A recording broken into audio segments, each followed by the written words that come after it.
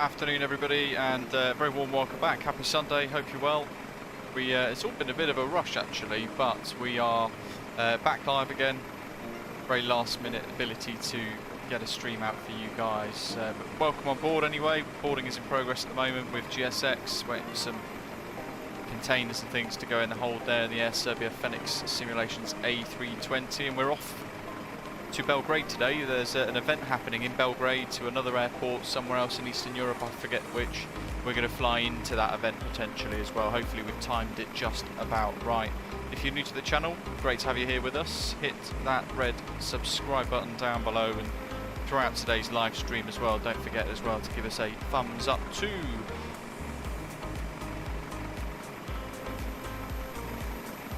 We mentioned yesterday that we were going to be flying into Belgrade. We weren't really sure if the route originally was going to be Athens, but we've since decided to go for Barcelona instead. Very exciting. It's just us, I think. It's very, very last minute. It's 20 minutes notice for this trip, so I don't think there's anyone else flying along today. But anyway, without further ado, we can check the progress of boarding. Baggage loading in progress. We've just got to wait for these bags to turn up. Goodness knows from where.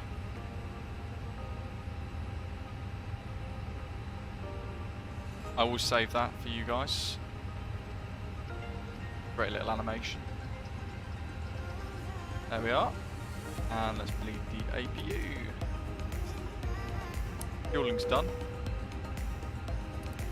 We're going to come across off external power onto APU power. Lots of green in the chat as well. Welcome folks. We've got Jack, hello, Mark, VATSIM, Bakazato, MPS Gaming, hello folks. Wesley, good evening to you. Badger, good afternoon. Lazaros, good afternoon to you as well. And David, howdy, hope you're all well. And everyone else in the live chat as well. Cocolada, no problem at all. Jack, no, it's you're halfway through a long call, of course. We wouldn't want to get in the way of that. We planned 86, we've only boarded 83, so we're missing 3. That is them no-shows, I suppose. Oh no, there's 84. They're slow to get on. Let's do our performance. Fabian, I'm not doing cross the pond this year, sadly. Boarding complete. 24 left, runway's dry. Sync the load sheet for the final. Packs will be on. Sync live weather. Got a 6 knot crosswind, nice. Let's calculate the performance here of the aeroplane. We're quite light today, effectively. Yeah, the caging animation's fantastic, Mark, isn't it? Okay, so what have we got here? 128, 135, 135. Flaps 1, down 0.1, and 68 for flex, and then 1010 across the board to engine out. Jacob, howdy. Rightio, let's see. Hopefully this translates into here properly. 128. Super light. Bear in mind we're rotating at 140 knots or so in the 737 recently. Oops, 135, not 165. There we are. No shift, we want 1 slash down 0.1. Flex of 68. Then it was 1010. Bakari, good afternoon.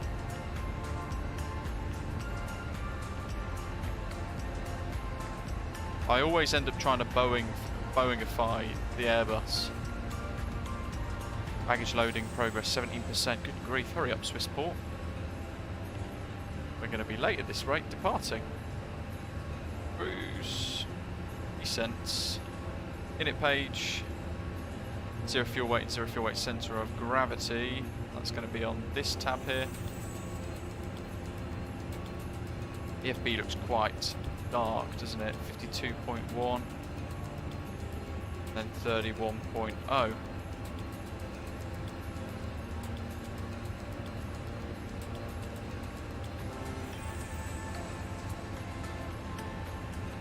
putting all our performance in for this. There's our fuel planning calculation. It's going to just cross-check everything.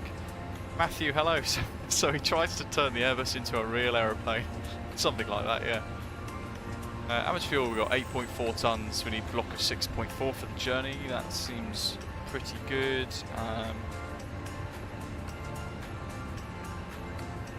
Just going to compare that against what we've got here on SimBrief.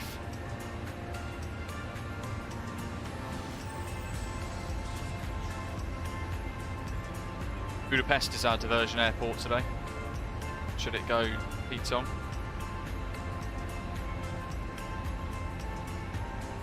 You can, MBS Gaming. I think we're on Unicom though. Yeah, 1228.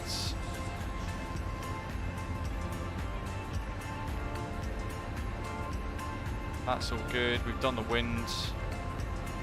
Perf page. Init A and B. Flight plans in. We've got the VERSO for Quebec departure runway 24 left. That's what we're expecting. Oh, I know. Let's go to... There we go. Fantastic. I do like these little animations from GSX. It makes it all the, a lot more immersive, doesn't it? Let's check out Navigraph. There's quite a pace to the start today. I hope you guys appreciate that. A little bit last minute. We're up here. There's the Magenta Bug Terminal 2. We're stand 119 at the moment now. And the QNH here in Barcelona, 1018. Just scribbling those down. We're in the Airbus A320. So we're going to push and start. We're going to put the nose left onto Bravo 9 here. And then we're going to taxi onto Sierra. So Bravo 9, left through this little intersection here. Right at Sierra 10, all the way around at Sierra. Following round on Sierra, if we go to the taxi charts here, it makes it a little bit clearer actually for taxi routes for arriving and departing aircraft. So we're going to go Bravo 9, Juliet November, Sierra 10, all the way around following the blue arrow, round Romeo November, through Sierra into Mike, all the way past Terminal 1, down to the bottom, and at Mike 6 we're going to turn right onto Delta 2 where we'll cross runway 0220, continue down to Kilo, left turn at Kilo, all the way down to the whole point Golf 1 runway 24 left. Long goal taxi here at Barcelona. When we eventually get airborne, we're going to be flying the VERSO for Quebec departure, which has an initial left turn 162 degrees before intercepting the outbound radial of 198 degrees out to peril at or above 3000, so that's linked to the El Prat VOR 114.3, out to Nitba at or below 6,000 or by ATC, so if they tell us otherwise then we can obviously climb beyond that, and then up to VERSO at or above flight level 168 nautical miles away. Our routing today will take us off over the Blirix, and then we're going to be heading over Rome, I think. Where is it? There we go. Fiumicino, just north of Rome. And around about here, just before we get to the eastern coast of Rome, we're going to step climb up to flight level 390 for a very short while, and then when we reach REMPI approximately, we will then start our descent towards Belgrade. Never flown to Belgrade before, looking forward to it. Serbia. There's our route for today.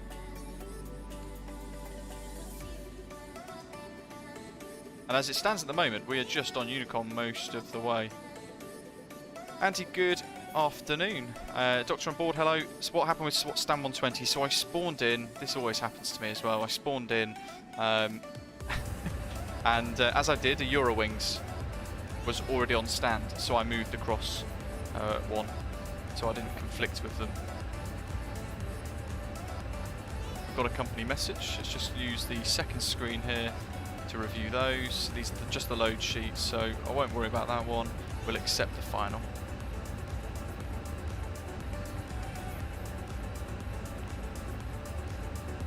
Set to 2000. Going to put that on auto. That's locked. Rudder trim's on 0.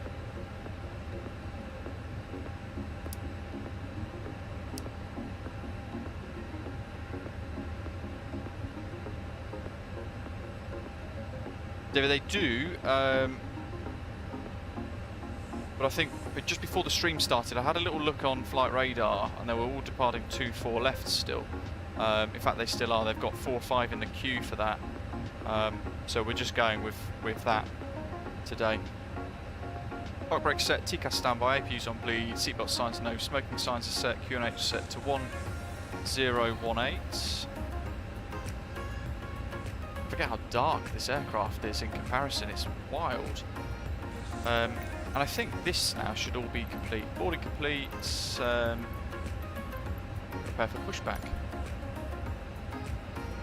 3 minutes to go. Look at that. We've just about done it.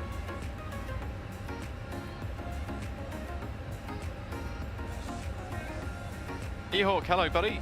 Just done Manchester to Ibiza, very nice. David's going off at 06, no worries. Saves you the big old journey as well.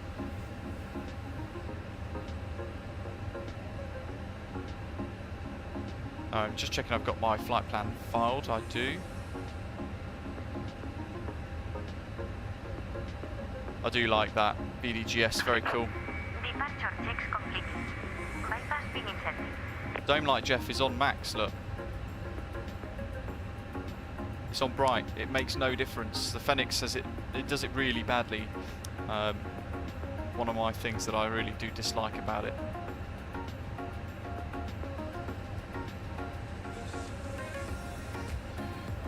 Ian, good evening. Yeah, very late for you, appreciate it. We want to push back facing south.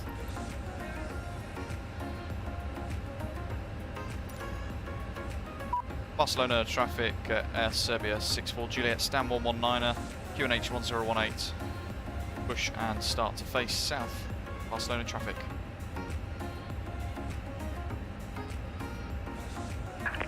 Locking gear. President, it is.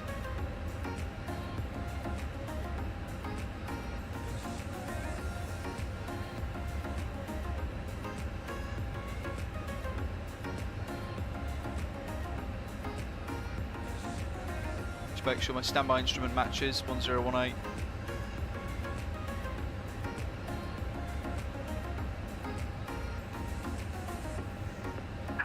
Release parking brakes, please.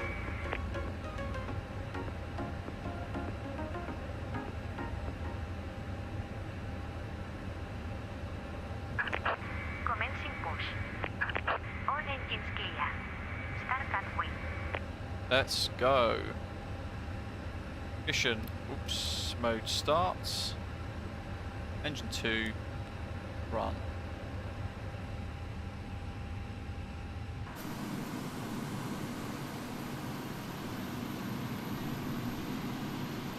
No idea whether this is going to push me, but it's a bespoke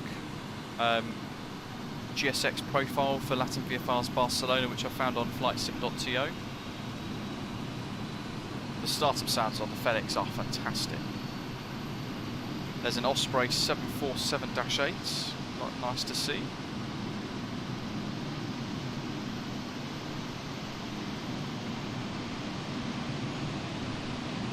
Look at that, nice little custom pushback type there. Putting us on the centre line in the cul-de-sac. Nice work.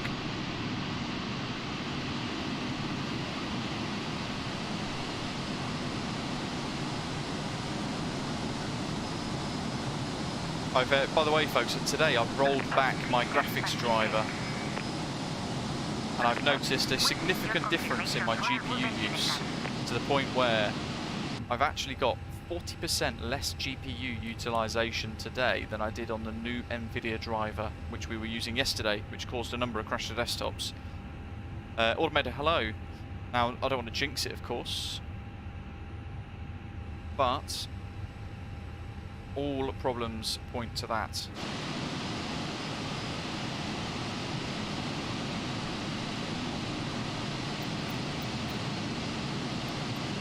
On picture ground, we have a good engine start. You can disconnect. One thing I'd like to see with GSX is perhaps them change that sequence so that they would disconnect first and then wait at the end of the stand for confirmation of good engine start, but that's probably quite difficult to do with the limitations of the sim.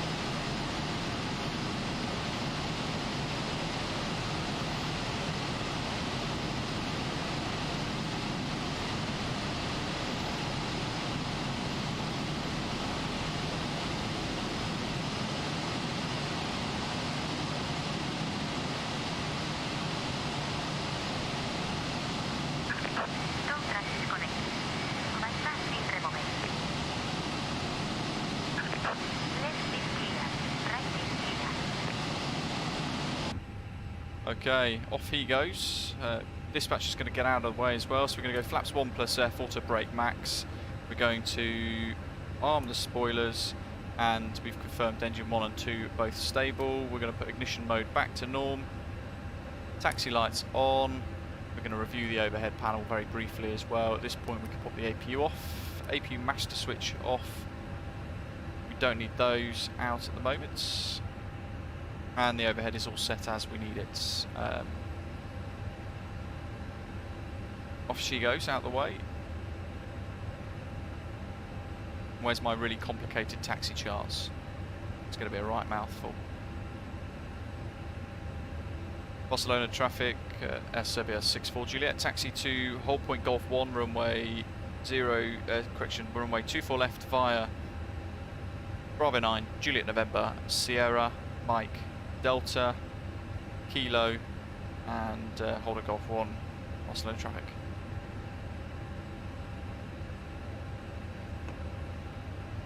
I'll break off. Left and right clear.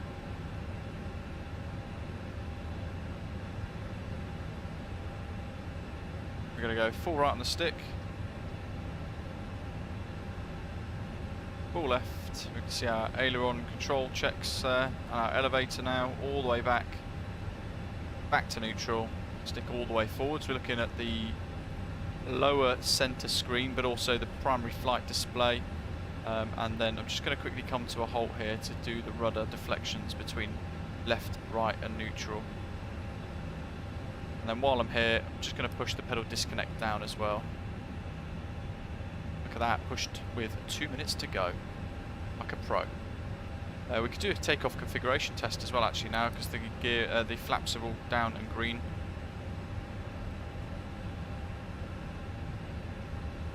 Yeah, GSX, like you're saying there, Mark, when it works really good, when it works well, it looks fantastic, but it does need each person using it to sort of take a little bit of time setting it all up with custom profiles and things like that. Thankfully, there are a lot of custom profiles available on flightsim.to which you can use, and I've actually got quite a few of them installed now.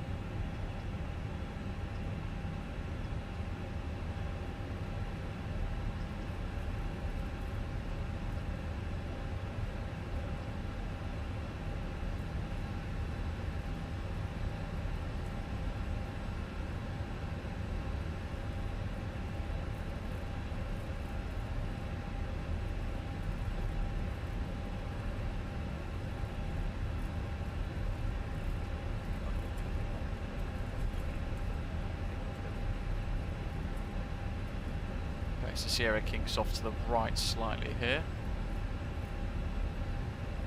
I'll make sure I get this right. I don't want to get lost. I've been lost before.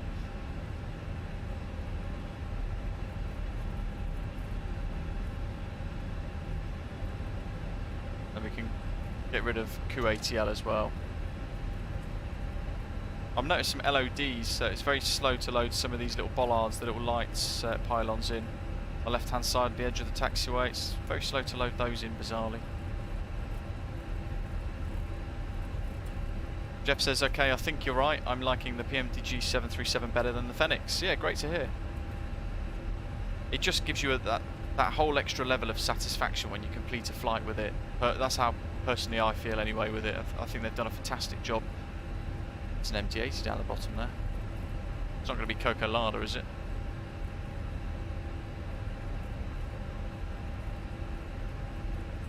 No, 'tis nobody.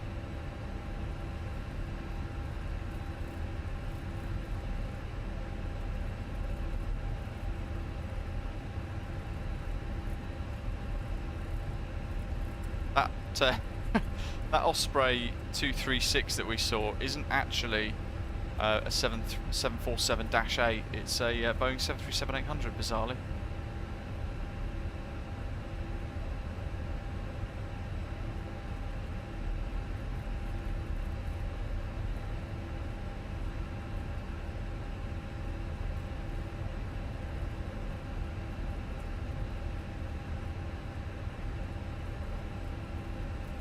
Volanta's great for this. If I show you the Volanta screen very briefly here, you can see our progress on the taxi charts there. So we know the next left is what we want to go from Sierra onto Mike. We're basically going all the way around the runway. Barcelona traffic, this is Osprey 236 at Sam 115, pushing back, facing east. Chris is asking, do I use FS Realistic as well? So I have done in the past, I have used FS Realistic, but I actually find it really OTT and actually rather unrealistic. So I purposely don't use it at all anymore. I've actually uninstalled it completely.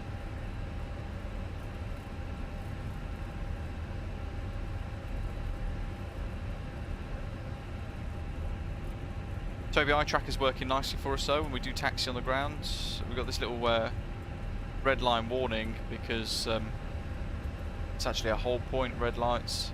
If we look left, we've actually got a runway. Just 24 left, 24 right, sorry, that we're going beyond and around at the moment.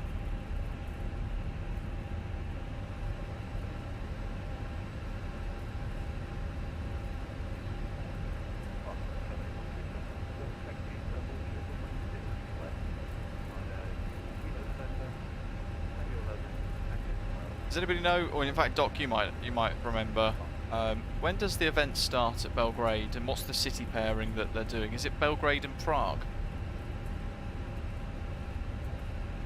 And Chris, it is, yeah, they're asking, is it the LatinVFR Barcelona scenery for Microsoft Flight Simulator? It certainly is. Now we want the second left. That's November. We want the second left here onto Mike. There we are, Mike 15, lovely stuff. So we're on track, 14Z.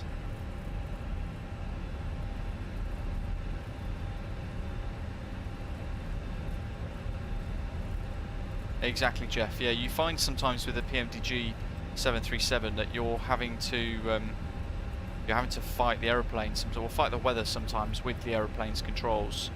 You have to be a lot more proactive in solving its problems, and with fly-by-wire, of course, in the Airbus, if you set a pitch, it will and let go of the stick, it will hold that pitch for you. Whereas in the Boeing, it won't do that unless it's trimmed.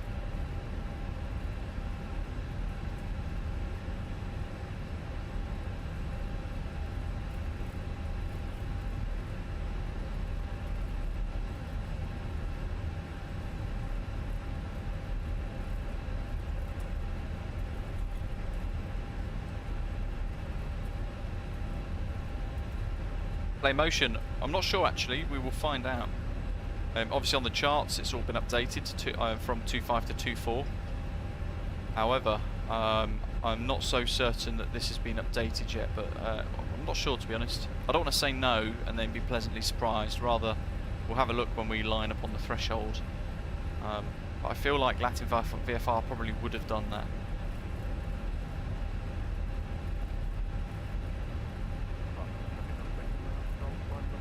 Delta Sierra, 1, 2, 3, 4, 5, 5 turns left. Kind of see roughly where we're going to be heading in a minute. Got these little stutters every now and again, I've noticed. Barcelona traffic, this is Osprey 236, taxiing 2, hold point Golf 1, 27 correction. Disregard standby. There's a foiling. They also operate this route in real life. Hitman saying, so when am I going to get my 4090? No idea. That's crazy money, isn't it? So I'm not sure. This is Osprey 236. Taxiing to quick check runway right. 24 left via Romeo 2, Golf November, Echo 7, holding Echo 7. And then we've got a right turn. crossing runway 06 left, Echo 6, Echo 5, Echo 4, Echo 3, Echo 2, crossing runway 02, Echo 1, Kilo 5, Kilo 4, Kilo 3, Kilo 2, Kilo 1, hold Golf 1. Barcelona traffic. Barcelona traffic, Air Serbia 64 Juliet's crossing runway 20. Quick check left and right, check the approach path there as well.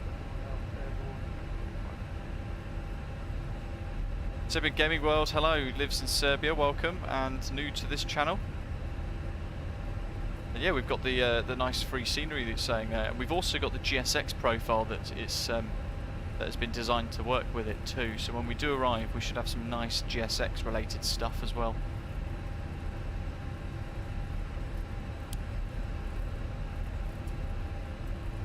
And Barcelona traffic, Serbia 64 Juliet is clear of runway 20. Down to Delta 1, then left. Might as well be a Sunday drive, eh?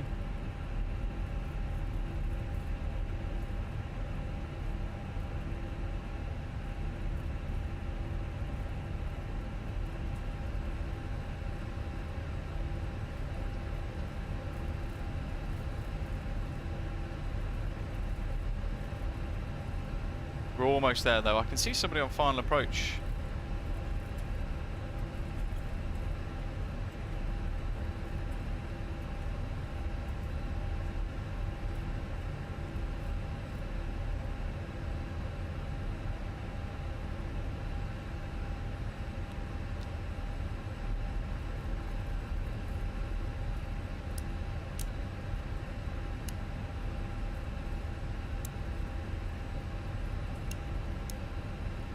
Yeah, that's all set.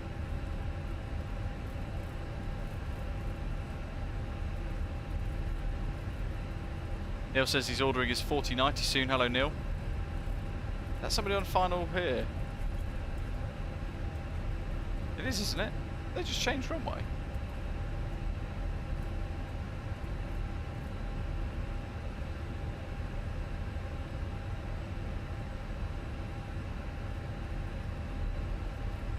Where's Valanta? That will help me. Oh, actually, that could be David. Osprey 71 Alpha Golf. Barcelona traffic is suspect 236. Crossing runway 06 left. Yeah, it's got to be.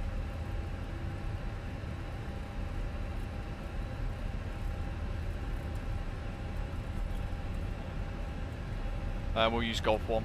Use the full length of the runway. Takeoff memos all green, no blue. TCAS is on standby at the moment. Let's just pop that on proper.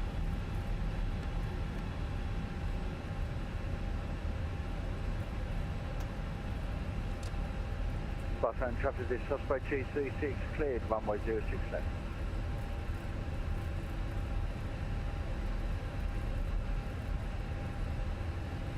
Barcelona traffic's Serbia 64 Juliet via Golf 1 lining up runway 24 left and taking off Verso for Quebec departure. Barcelona traffic.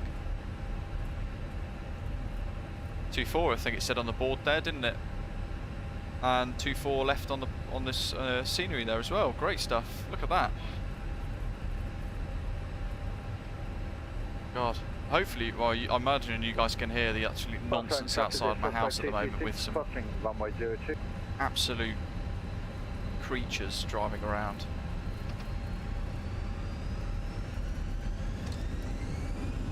Hopefully they won't be back, hopefully they crash. Where we go. Speeds, good, thrust set, flex, SRS, runway. 80 knots.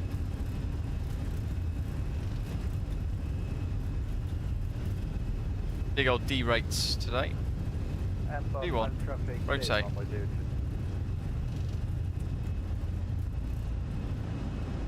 Whee, look at that. That's playful. B1, well, it's not rotate, sorry, with positive rate gear up. Too busy fighting the plane there. Autopilot on. because we are starting a rather quick outbound turn. Mark, good stuff. All manner of chaos going on outside at the moment. Out the house. Leave a climb. So pop the throttles back into the climb gates. We'll accelerate away.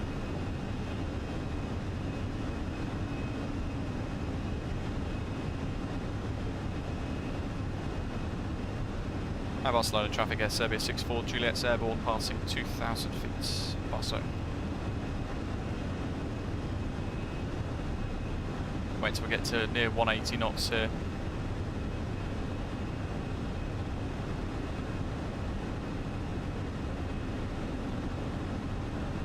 We'll just set that, we'll leave it on managed mode. Decrease flaps and ground spoilers, disarm.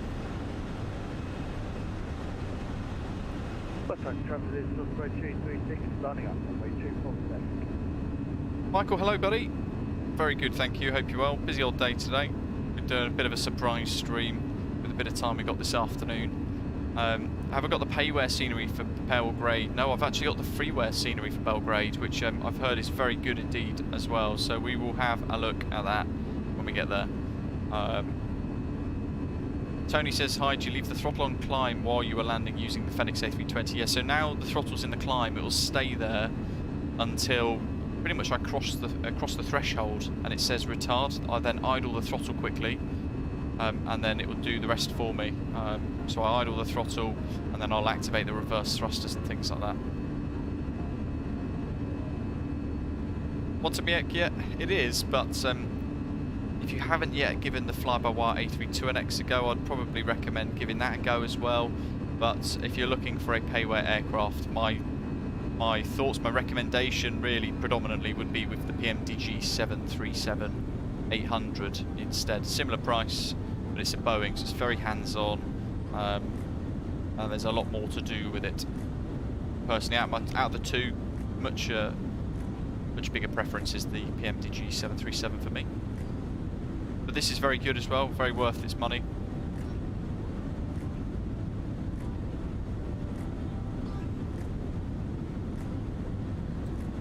Yeah, in relation to the throttle, just to sort of build on what Tony's asked, the throttle was in the climb gate from that lever climb thing on the annunciator at the PFD. I then drop it back into climb, and then it just stays there now.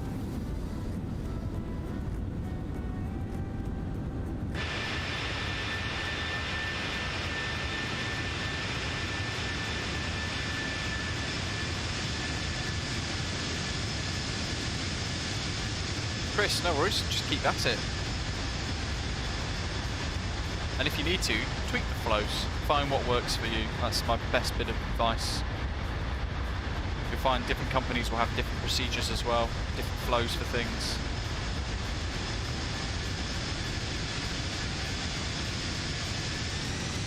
This particular livery is available on flightsim.to, and it's been created by Flight Factor.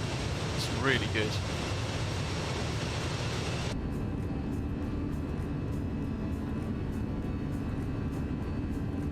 Yeah, Tivat, Split, Podgorica, very nice approaches there.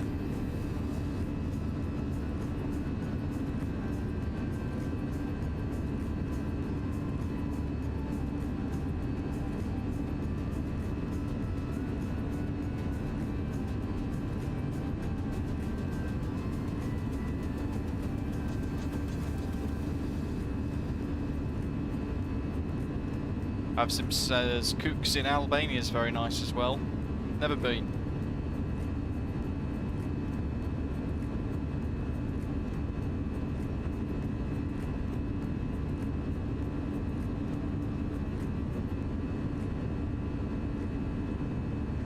So the event that we're flying into started 5 minutes or so ago. If we look on Volanta, I can show you guys our departure here. So long old taxi route, look, out of the stands. We've gone round 25 right, crossing 20, and then round for departure on 25 left. And then we've done that immediate departure left over the water to sort of help prevent noise issues along the coast. And we're climbing away now towards Bravo Lima 057, and then we're going to be away north of the Balearic Sea.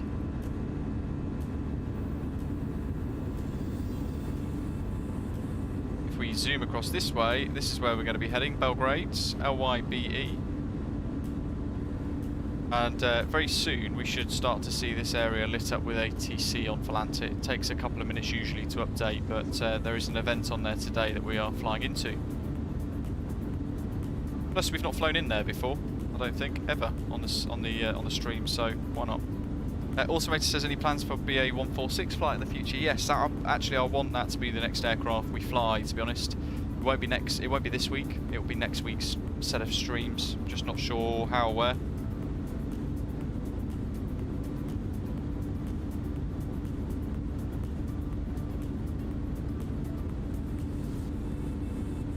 Let's check out the custom cabin here.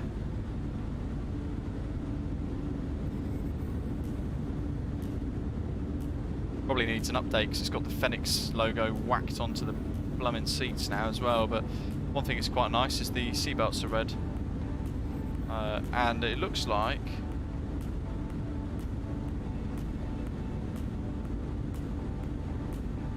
custom safety demonstration and a few other bits. Mind you, that safety card is default from Fenix, I think. Go standard pressure. We're through 14, so let's just sort out our lights. Click spots are a little bit off today for some reason, interestingly enough. Seat belts.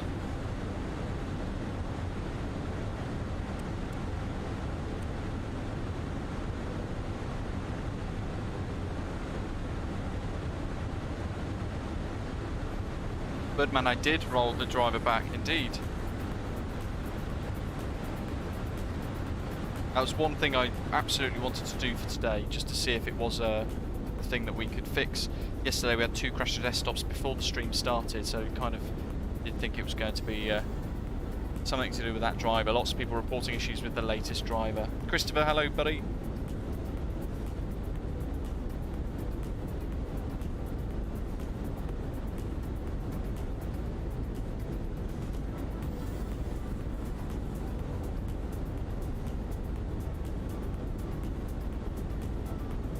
Chris, no, I won't be on Cross the Pond. I might be streaming on the day of Cross the Pond. We might maybe factor in flying around the UK somewhere for a couple of hops in the BA 146 maybe. Or Europe somewhere.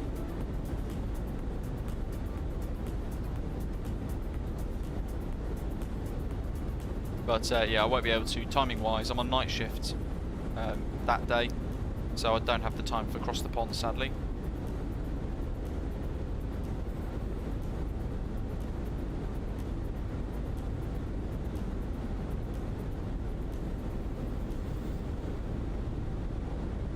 Marco says, visit Sarajevo and Banja Luka.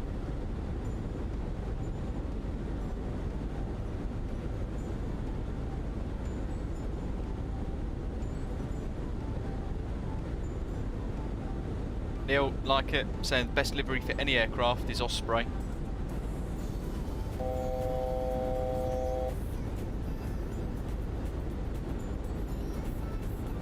Christopher, wow, member for 22 months. I think, Christopher, you might have been, you were one of our first 10 channel members as well, if I remember rightly. All that time ago. Good grief, 2 years has flown by, hasn't it? Probably paid for an entire PPL by now. I wish, I wish.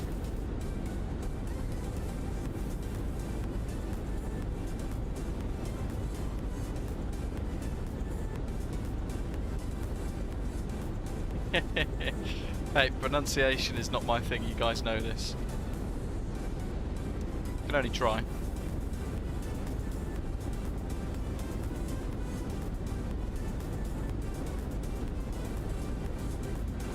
How are we doing up front? 5220. And look at the difference in the darkness of this cabin compared to the PMDG 737 though, it's just worlds apart.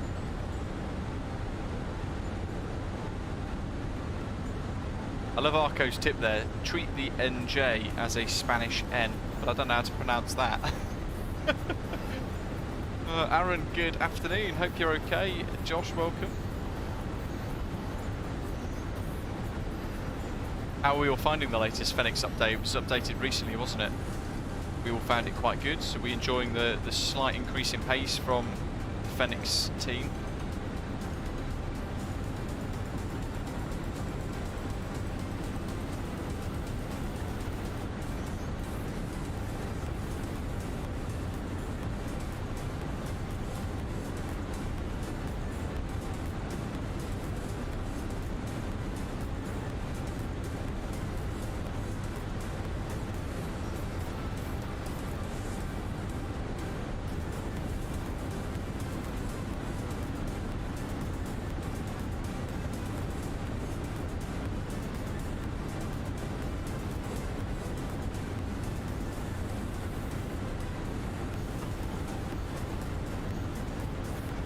I can't remember where they are. Trying to think off the top of my head where oh, there's the visor. I could do, but I mean, look at that. It's right in my face. We don't really need it, do we?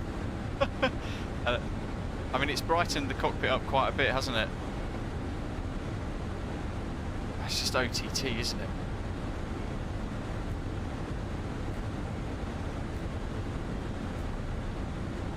Yeah, Aaron, there is that. I suppose Discord lends itself to forcing the development team to be a bit more involved.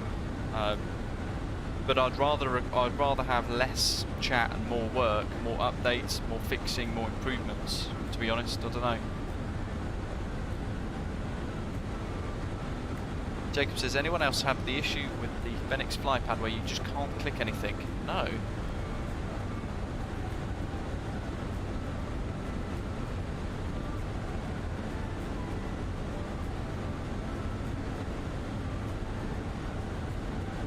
Oh, nice, very nice. Yeah, it's a beautiful day today. Arpan says, do you like Sim Toolkit Pro? I haven't actually used it, to be totally honest. Yeah, Jeff, there is an unofficial Discord. In fact, some of the developers, some of the team are actually on that unofficial Discord, though they don't make it obvious. Yeah, I think PMTG are a little bit more old school in the fact they still use a forum.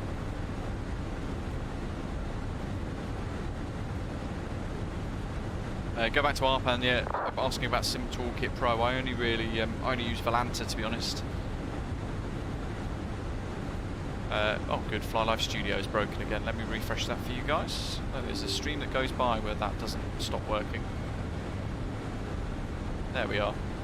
So we did level to LYBE, Belgrade Nikola Tesla Airport, and Serbia 64 Juliet's the call sign. There it goes, that should be fixed now. Good grief, could you imagine, Aaron?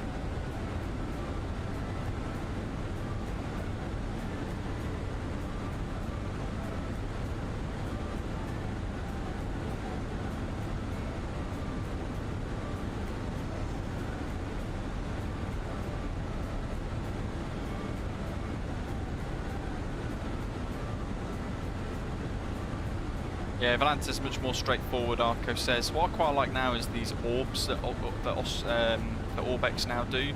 So if you're flying to new countries, you're flying completely little challenges on Volanta, that sort of thing, what you'll find is you'll build up your orbs and you can then redeem them for things. So let me show you guys Volanta. This is a new thing from Orbex. I thought the event started, yet I can't see any ATC still. Very weird. Anyway, at the very top you've got the little orb button. If you click that, what it does is it takes you to a part of the website, orbexdirect.com/orbs, and you can scroll through and find all of the different available products that you can use, that you can basically purchase using the orbs that you have. So for 159 orbs I can purchase, let's see, I can purchase Santa Barbara and Municipal, 200, don't have enough for that.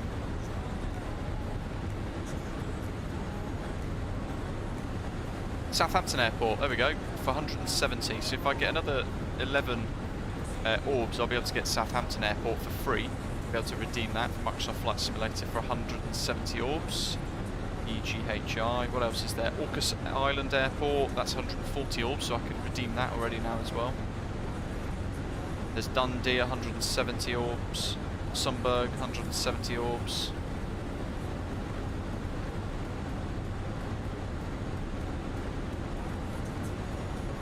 Ah, interesting. TFDI Design Pack X, folks, is now available to purchase using orbs via Orbex. So for 180 orbs, you can now get TFDI Designs Pack X for Microsoft Flight Simulator, or Prepared, or X-Plane 11 for free, basically, by flying in your flight sim. How cool is that?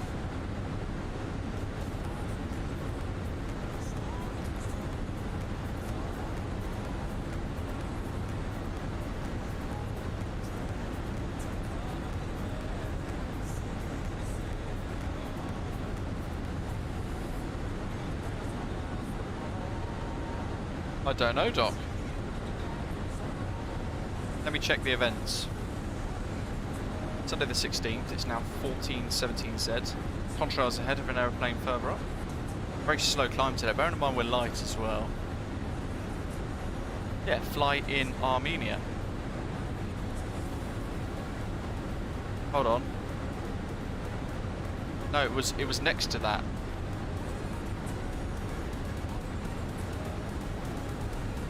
Are you joking? Yeah, they cancelled the event.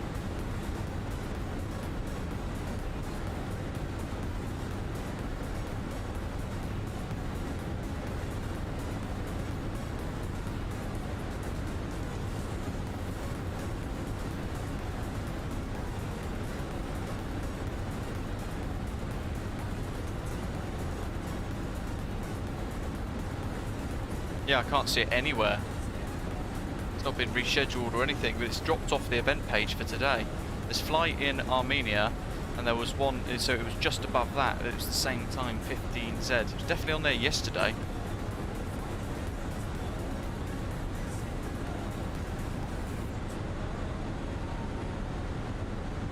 Michael says, is Volanta worth getting? Curious as to what it offers. So you get it for free, you can use it, give it a go.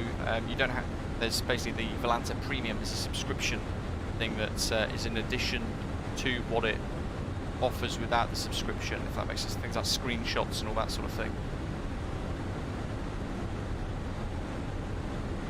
Doc says, if they cancel the event, we should divert to Armenia. I wish. I don't have any scenery or anything for that, I don't think. Or GSX profile. We'll stick with it anyway. Perhaps there's a Discord forum somewhere we can badger on and try and rally some ATC up for.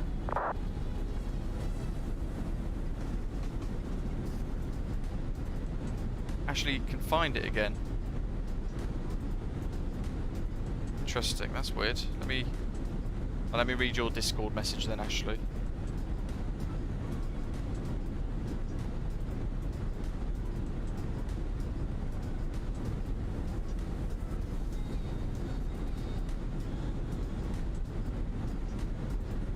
Oh no, that's the Armenia event though. It's not flying Armenia that we're doing. It was another one.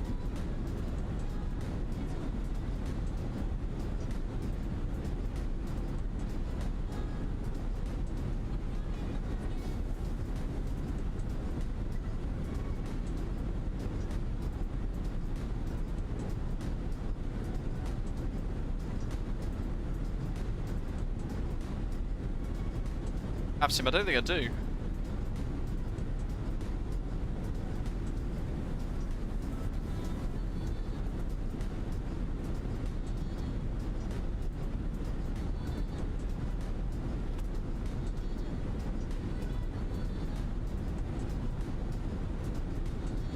Adam, by any chance, have you refreshed, have you downloaded the latest NVIDIA graphics driver? Because if you have, quite a few of us, including myself, have had a number of performance-related issues with it. and crashed the desktop, so I've ended up rolling the driver back to the previous one. Ooh. LYBE.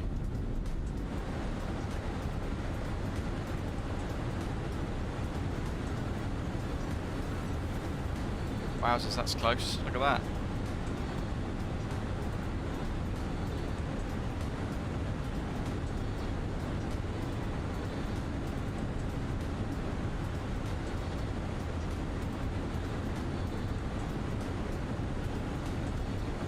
See where he pops out the other end. Also, hello in Belgrade. Does anybody know anybody in the Bulgarian, sorry, not Bulgaria, where are we going? In the Serbian VAC for Belgrade. The aircraft that's just done a fly past, by the way, was Iberia 220 off to Amsterdam. Can't see him though. Well out of the way now.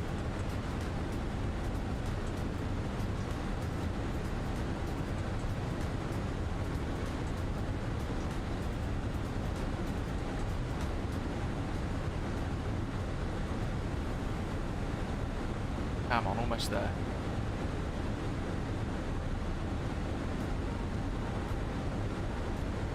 Mark, yeah, no ATC in Belgrade at all at the moment.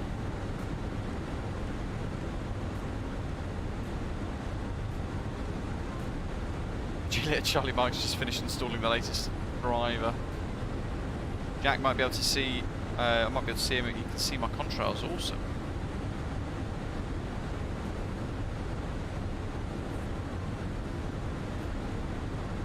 That 1013. Okay, now we're in cruise.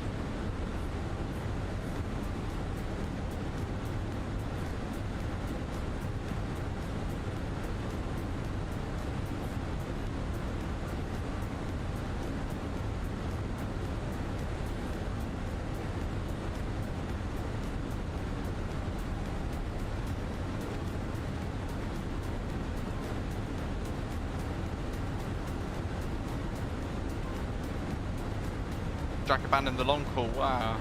Well, very kind of you to join in. Can't quite see you yet, Jack.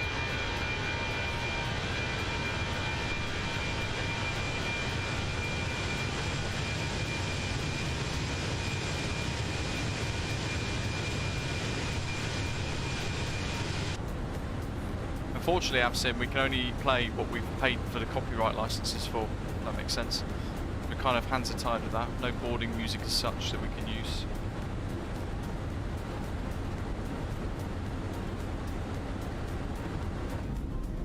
I can't believe they've cancelled the event.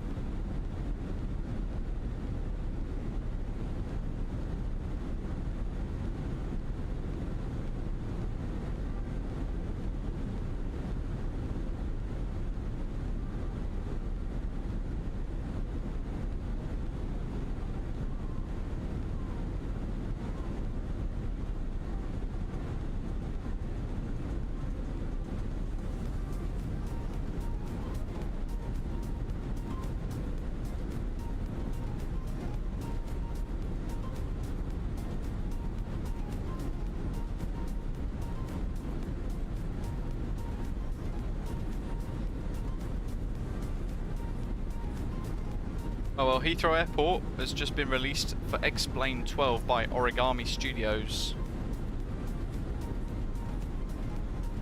Just pinged up, by the way, for those of you who use that.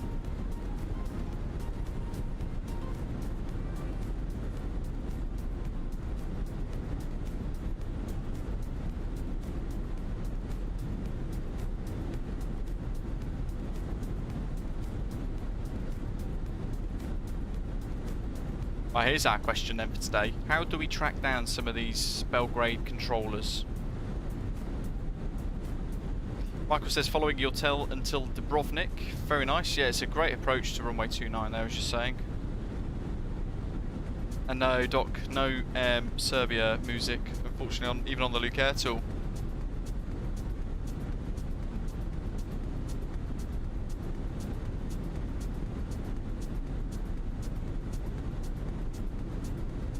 Ah yes, Adam, it's a similar thing to what I had. It's basically just removed everything that I had installed, sadly.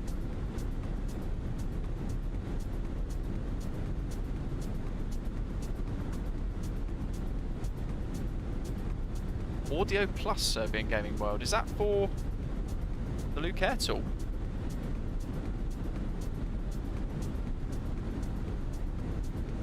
Adam, you just go to the Fenix Sim website again. And then that's it, I think.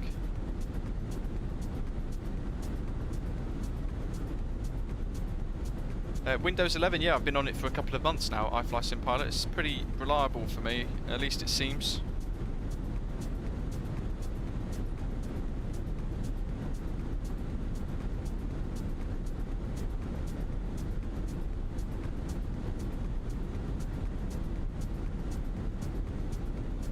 Marcus suggests more Balkan flights on the channel. Sarajevo to Istanbul's a good one. That would be quite cool, actually. Mark, not sure.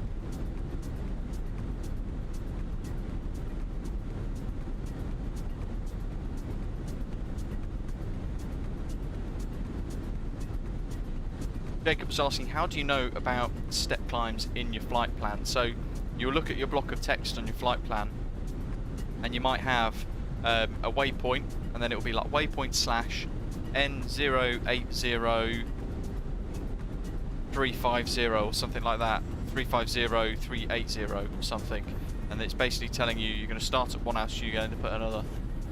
So it tells you that waypoint. It gives you a speed and an altitude. If you see like a forward slash with a whole load of other stuff after it. I haven't got an example to give you today though, so I can't think of one off the top of my head. Neil, I think we need to. It was a big old rush to get set up for today, to take part in this event today into Belgrade, and didn't realise they'd just decided to cancel it. That's really disappointing.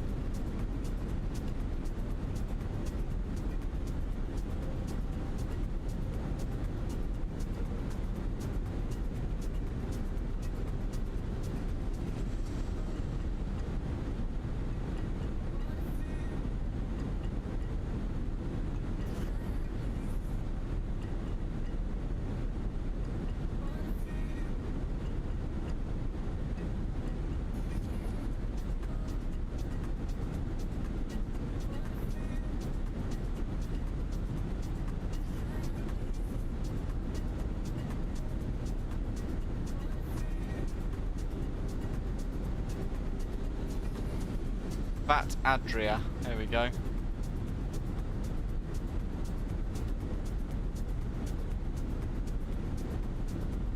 Oh, there's a Discord.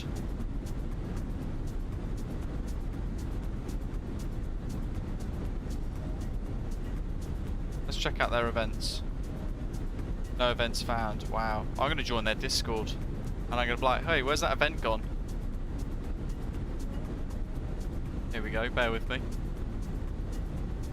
Let's dive in here. Local announcements, local event announcements. There you go. I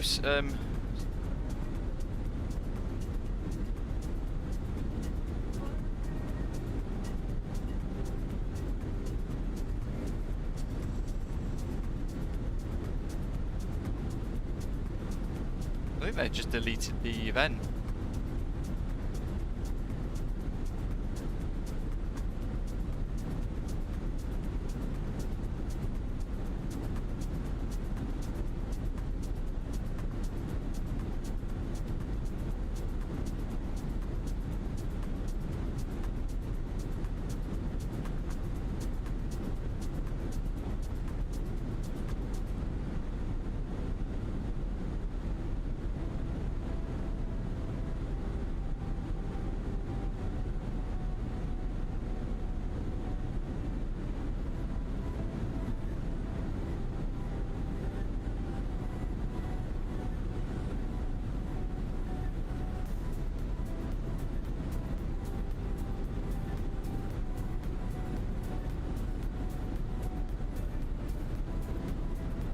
There we go. I've commented on it anyway. Mark says, Osprey glider update. Tabsy's going to take a look at it for a livery for a discuss. Spent a good few hours soaring in the Brecon beacons. Very nice. Great fun. Got enough height to land at Cosford. That's awesome. Cosford's actually been made really, really well for a default airport. With tennis court and everything's there. Wesley Smith, hello to you, welcome. VATSIM, if it's a model that's included in either FSLTL or AIG, then it will be there. If not, then it won't. Birdman, due to unforeseen circumstances, blah blah, we have cancelled. I hope not.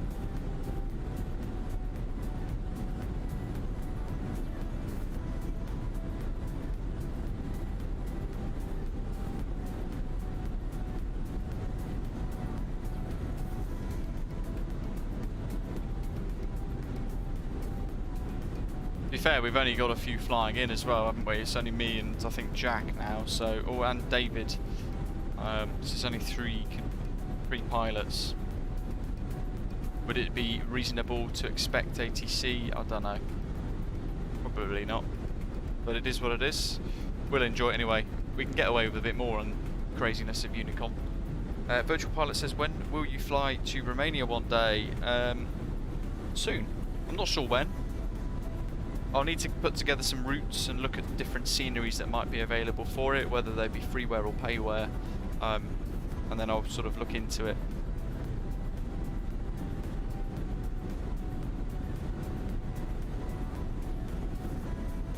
Oh, there you go, Jacob. Yeah, great example then. So it's telling you at Vanax it wants you to step climb up to flight level 370.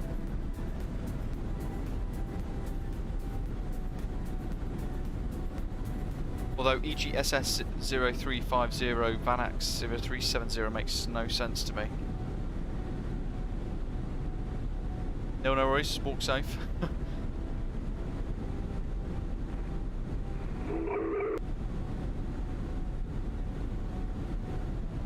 That's just the aliens. Arco says I joined in for a flight to Belgrade, but I'm watching the Premier League. Very nice. Yeah, we've got NFL on later as well to go and watch. Of course, there's lots of contrails here because it's a really clear day. A lot of aeroplanes flying around on the network. That aircraft there. Oh, Air France 473, I think it might be. Can't be. That's a Concorde. ETA 1636. That's who that is. There's a Concorde that's gone whooshing off over that way somewhere. But I don't know if they're on the network or not.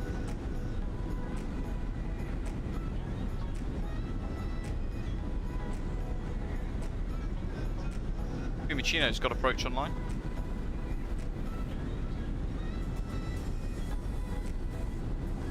Oh, it'll be interesting flying into Belgrade for the first time anyway. Event or no event.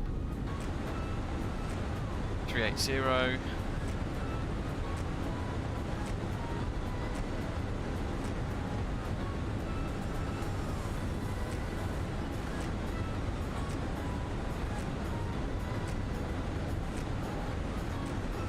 Arco, we're going to be rebuilding for years, sadly, I think. I actually start enjoying watching like Browns play and that sort of thing as well. And I found myself now watching more so.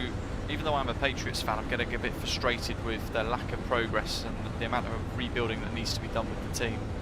I found myself watching various other games now on Sundays when I am watching it. Bets, hello buddy. Hope you're well. Josh? No, well I was studying towards my PPL, but unfortunately that's not going to be happening. Not at least for the foreseeable future. Christopher, yeah, makes a great point there. No ATC, so Unicom means that we could do overhead brakes like the Air Force.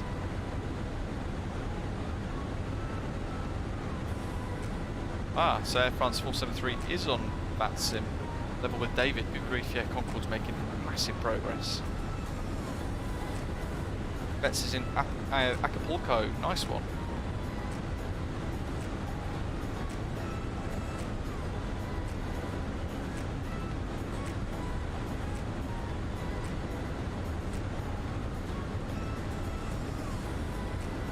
Arco lives in St. Louis, so follows the Chiefs when the Patriots get under your skin. Yeah, which is probably happening more often than not now.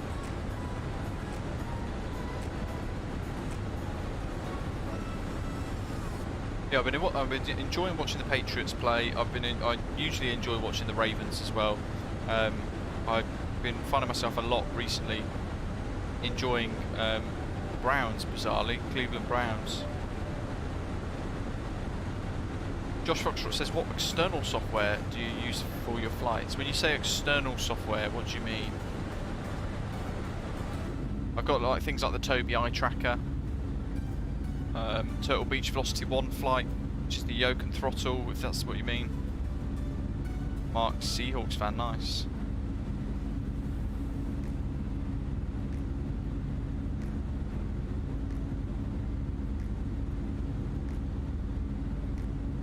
DC Designs, by the way, is very close to releasing their Harrier for Microsoft Flight Simulator. Don't know if anybody's been following the progress of that, and if you are you excited for it?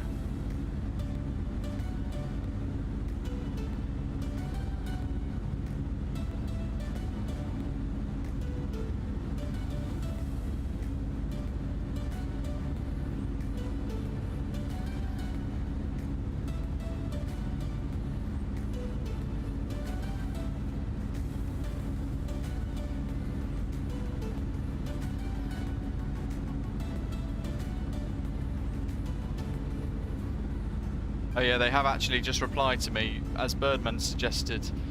They've said, ladies and gents, unfortunately due to unforeseen circumstances, the event scheduled for tomorrow, aka today, Adriatic Sunday, is cancelled. Sorry for the inconvenience. I can't find that anywhere though. I'm clicking around, I can't see it, unless it's nestled away in the chat somewhere. That's rather disappointing.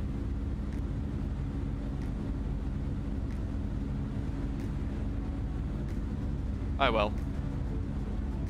David says the Harrier sounds really good. It does. I'm not sure how much I'd use it though.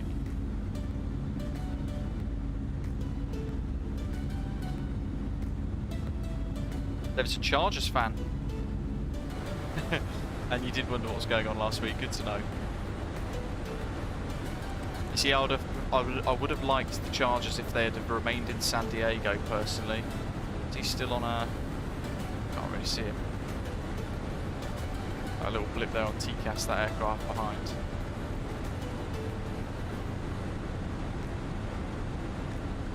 Actually, yeah, they've not really thought that route through, have they? DBC News, hello buddy. Great to hear.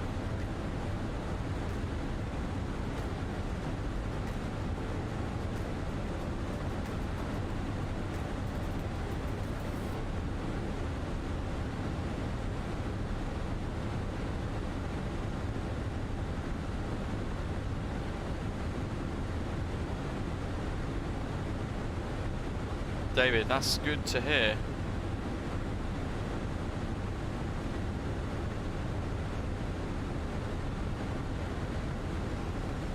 Mark was asking, which would you go for if you had to choose, the Turtle Beach or Honeycomb?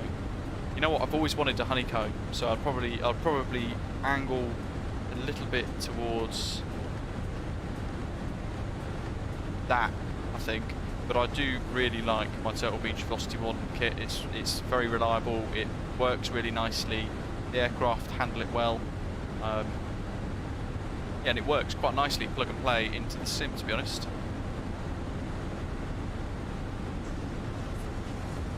VATSIM is flying the PMP A330. Why not the Headwind A330? I know it's a Neo, and I don't think Air Serbia have those, but...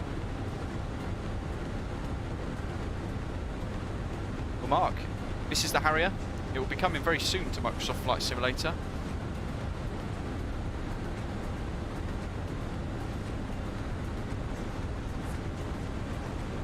I am very tempted, very tempted. We could have some absolute fun and some absolute carnage with it, couldn't we?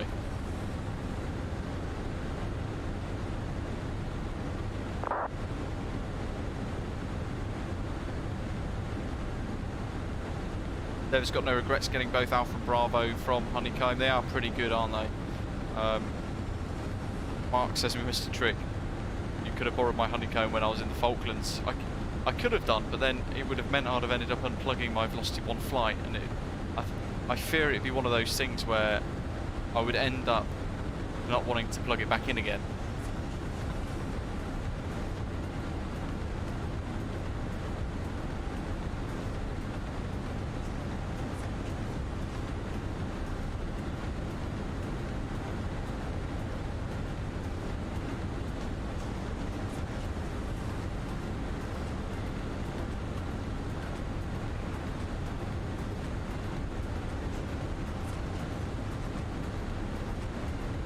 Exactly, Birdman. Still got some great scenery to go and enjoy. Arco says somebody needs to bring a proper E-jet to the sim. Yeah, what happened to was it Ouroboros jets? What happened to those guys? They realised that flight sim development is actually very difficult. David, yeah, the Thrustmaster Boeing yoke does get very good reviews, but then part of me thinks the sheer price of it adds to bias. So they're going to go, oh, it has to be good because I've paid £3 million for it.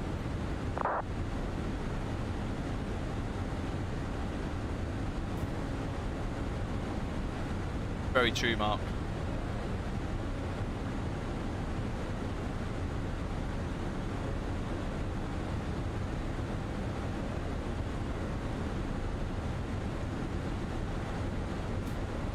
Do we have an idea of when the Harrier is going to be released for Microsoft Flight Simulator? Do we have a set date yet, or not?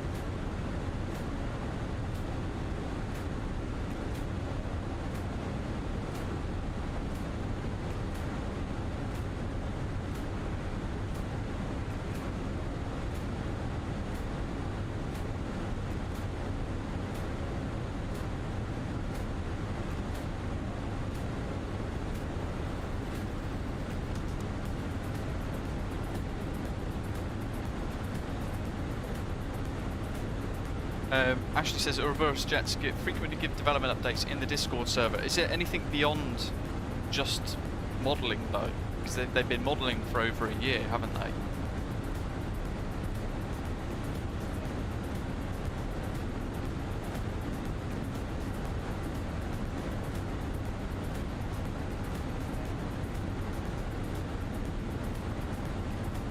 David, very good point. See, unfortunately for the Hawk, I got it was basically the release press copy sent to me, so it's out of date.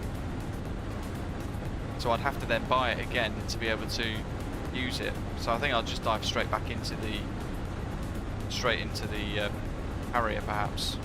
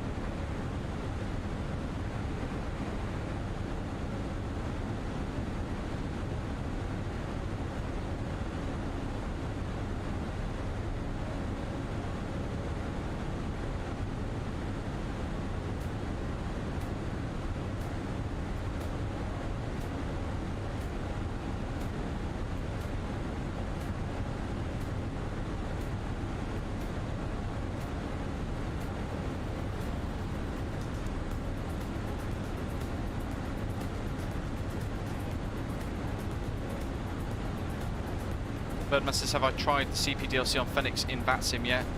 Yes, quite a lot actually. Every time we fly on VATSIM and we get center controllers online, in fact, when we did, was it Pristina the other day in the Fenix A320 as well, I think, from memory, we used CPDLC a little bit, so we've used that quite a lot in the past. Synaptic, Christopher, yeah, there's another one. What happened to them? Ashley says, in fairness, it does all seem to be modelling. Yeah, that's the problem, isn't it? A whole year of just modelling. Mark says from DC's Facebook, the Harrier is pretty much complete. It's now in final testing, ready for its own release in early November. Very exciting. I've just found that actually on Facebook myself too, and add a little comment to it.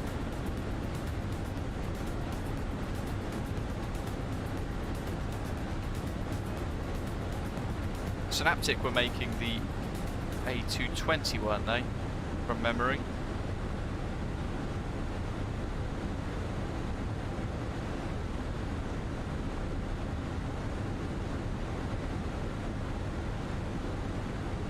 Andre, hello to you, good afternoon, hope you're well. Thanks for joining us this afternoon.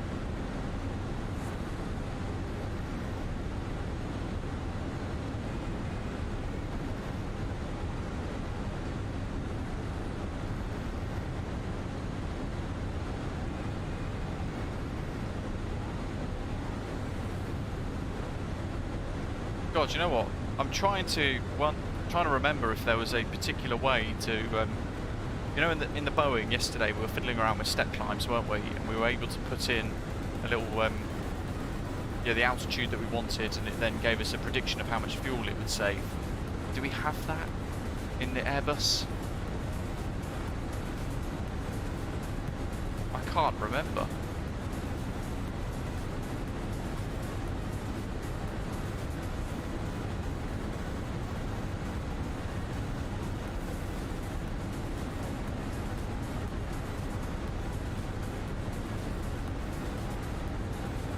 Yeah, I actually can't remember if it's even a thing. Doc says yes. You guys will save the day again. You'll tell me exactly how to do it. Information Alpha, I hope you're well. Thanks for joining us this afternoon. Doc says in the leg page. Oh, is it in here, isn't it?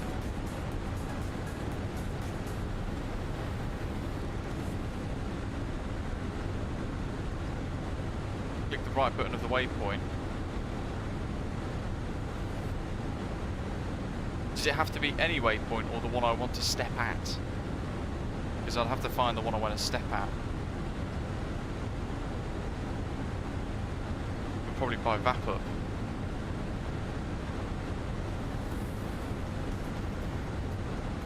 So we step out. Oh God.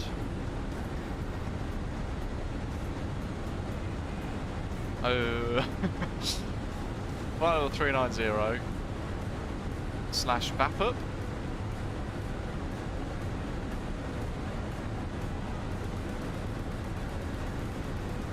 It's telling us there's no optimal step. I feel like I've done it.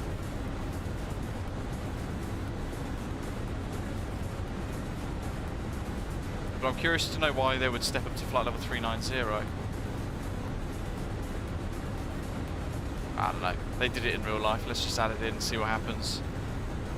Now I wonder if it's added in. Oh, it's just telling us the step before that.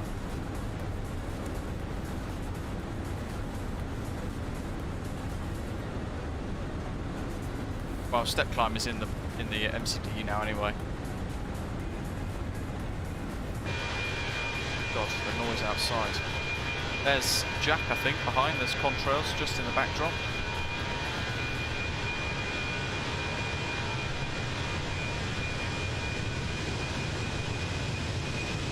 Jeff, I'll be able to fetch one out for you in Discord after today, if it helps.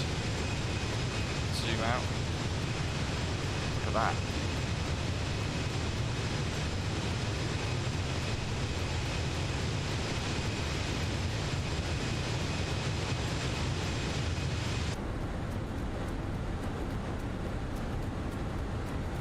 I mean, in contrast to how many screenshots we took yesterday, we're not really getting many.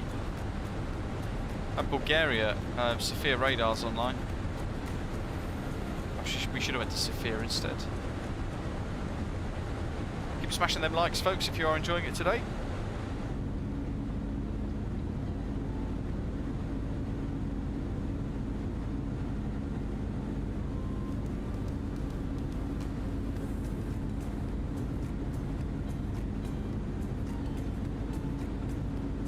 Christopher says synaptic simulations are closing in on fuel, electrics and the hydraulic system.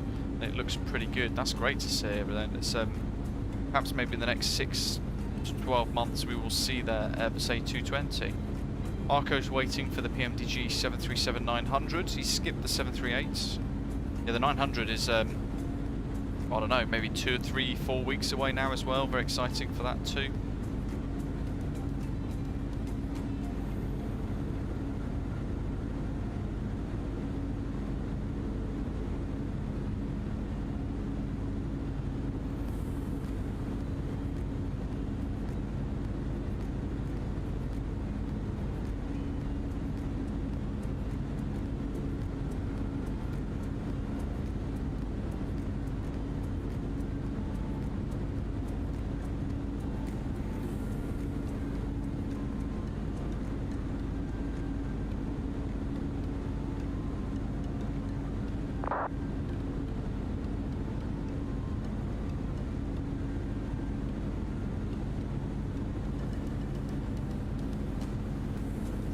Oh yes, that's a good point, Ashley. It's same with Spain, I suppose, isn't it? Spain, France, north-south orientation of the semicircular rule for flight levels. Ashley's pointing out there in the live chat, the flight level change, it says no optimum step climb. We're not doing it for fuel, we're doing it because of the orientation of the semicircular rule. North-south for Italy, Croatia is east-west. So Italy shares, didn't know that about Italy actually. I always thought it was just Spain and France, but yeah, it's great to know, Ashley, thanks for that. Telling us there that Italy orientates their semicircular rule similar to Spain and France, going north to south, whereas Croatia is east to west, similar to that of the UK. So as we leave Italian airspace at VAPUP, we will climb up to flight level 390 at that point. We're not doing it for fuel, but rather to meet the requirements of the airspace we're flying through. Barris, epic, nice one, buddy. Thank you, guys. Appreciate that. Joining in the pack, 10 minutes behind out of LAMJ.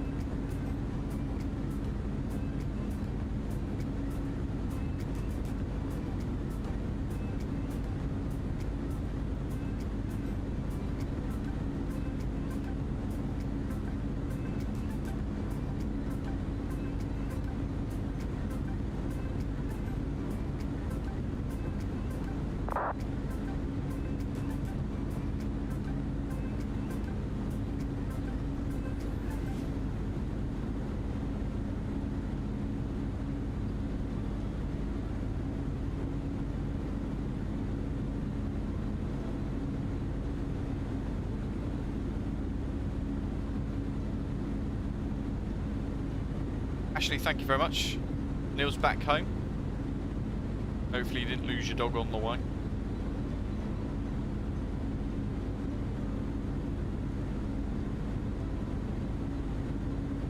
To be fair, yeah, LAMJ, it's got some really nice freeware scenery for it. Genoa, really nice part of Italy. It's another airport we haven't actually flown to, either, to be fair. Mark, awesome. I don't have any gliders though, so goodness knows what you're going to appear as.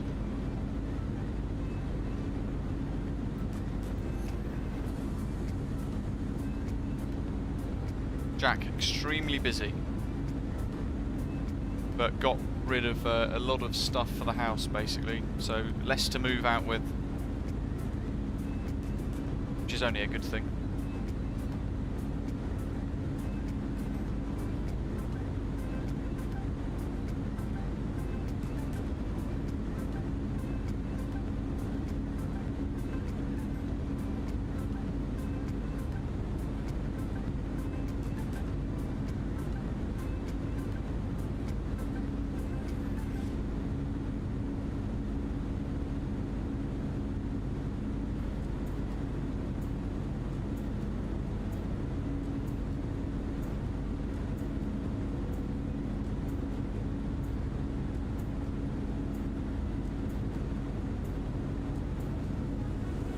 Yeah, Cocolada, don't let me forget that then, because I'll forget those little airports. Genoa, yeah, we've got to add that to the list, don't we?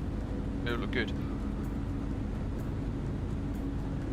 Something else I found out today is I've got the new Google Pixel 7 Pro phone, and because I pre-ordered it prior to its release, I got their Google Pixel Watch for free as well, like a pre-order deal, and it's really, really good. I found out this morning that I can load flight radar up on my Google Pixel watch, which is great. So I can be driving around the airport at Heathrow, monitoring flight radar on my watch as I'm mooching about.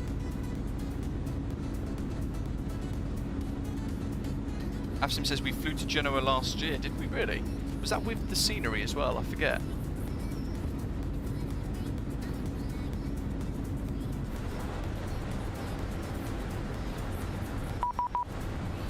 We're going to VPAP. Here we got. Oh, it's Nazim. Hello, Nazim. LGL8113.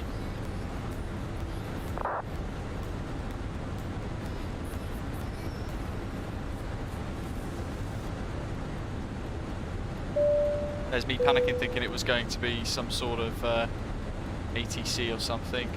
Jack, cheers, buddy. Goodness me, very generous of you. Thank you very much. Dropping a big old tip there. Appreciate all the support there, Jack. Thank you very much. Been dropping huge tips recently, actually. Very generous of you.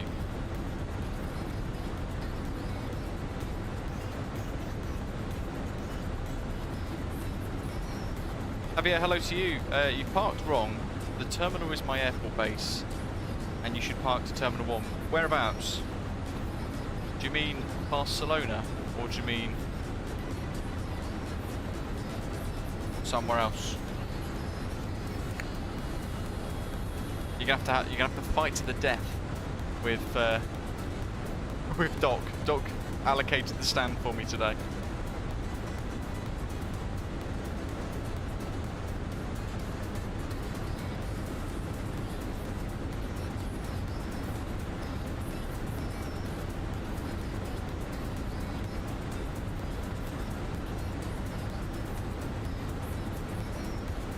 What is scum? I've heard a couple of people talking about it, but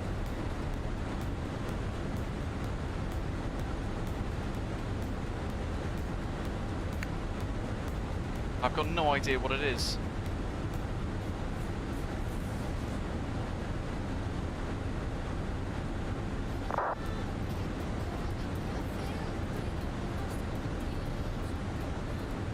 Bang on, almost halfway now. 40 miles will be that ETP, that equal time point. So effectively, it's halfway between Barcelona and Belgrade. That's what that's for.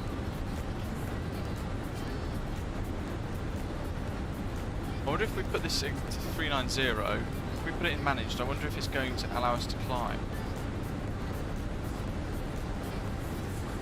Oh, it is. I was kind of hoping it might actually just tell us to initiate the step climb, but we've still got to sail all the way past Italy first. We start the step climb at VAPUP basically.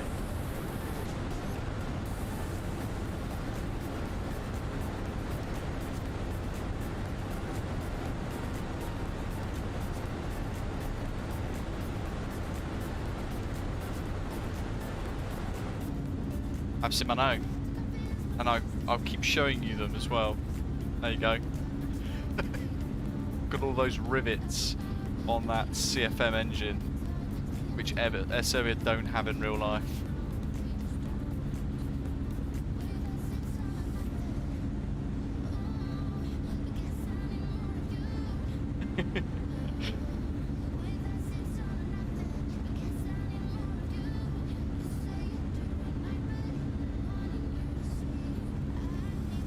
Exactly, Ashley. I think it's a very good, unique case as well. I sat there this morning thinking, I wonder if I can add it on to my watch, and there was an option on the Google Play Store to install it straight into my watch as well, so it worked with it in addition to my phone having it on too, which is very exciting. VATSIM Simon, hello buddy. Ah, the Villa have lost again, not good.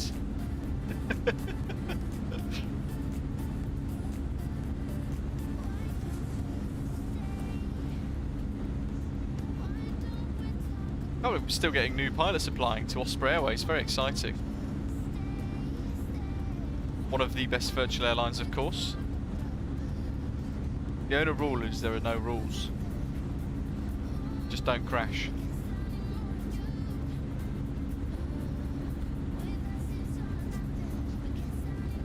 So actually there's two rules.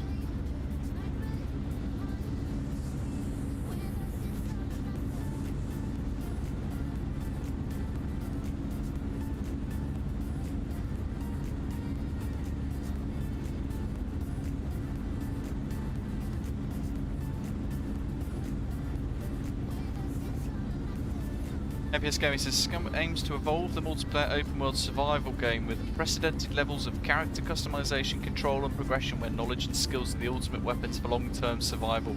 That's a copy and paste off Wikipedia, isn't it? Surely.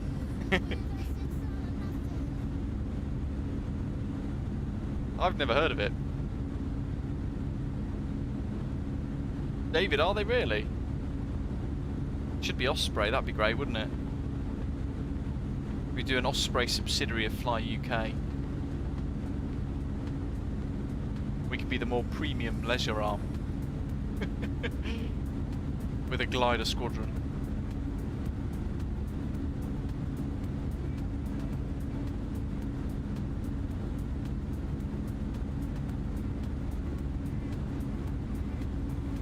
We're at FSI panel.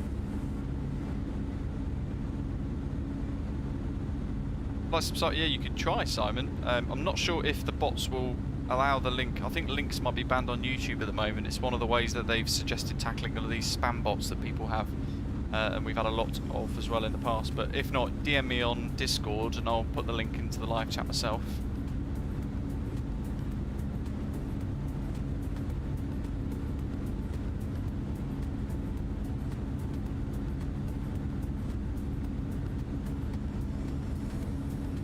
Mark says, winner check LYBE.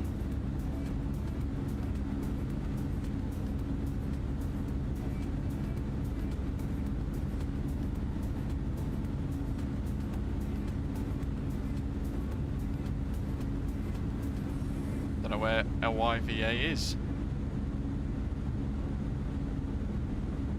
There he is.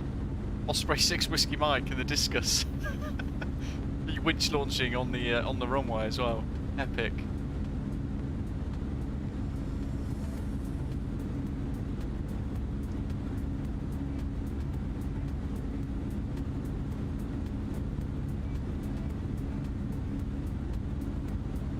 I've never heard of FSI panel, Simon.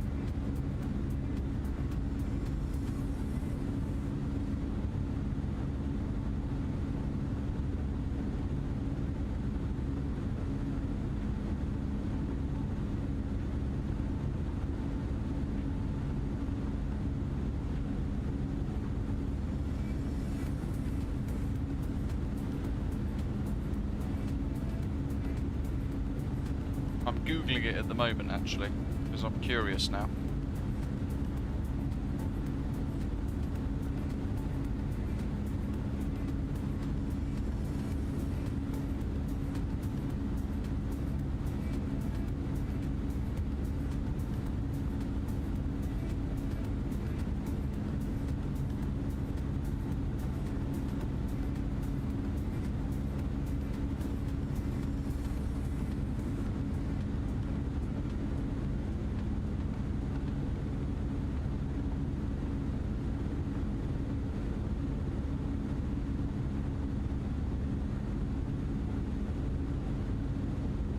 I'm still not really much the wiser what it is on that website. It's not the clearest of websites, to be honest.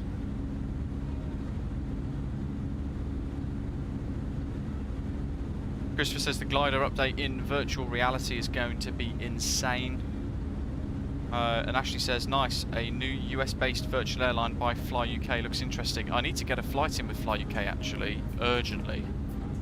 Let's go on the Fly UK website.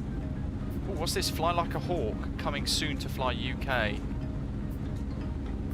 Setan. Setan? A new airline division joining the Fly UK group. Based within the United States, our new airline division, Setan, will link with our Fly UK, Topaz Sky and Aurora operations, providing the perfect American adventure for Fly UK pilots. Does this mean they're going to drop Metro Air? Setan, the spirit of the hawk, originates from native God, say that, not naked. Native American mythology and inspires our American division. To the Native American tribes, the hawk is sacred and Setan symbolises poise, confidence and speed.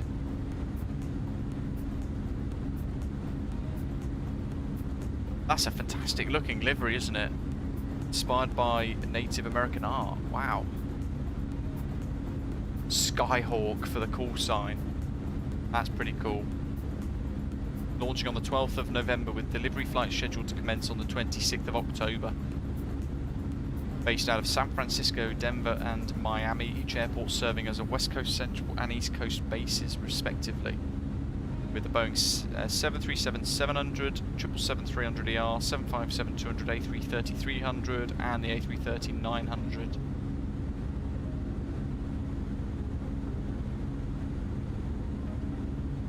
Seems pretty cool.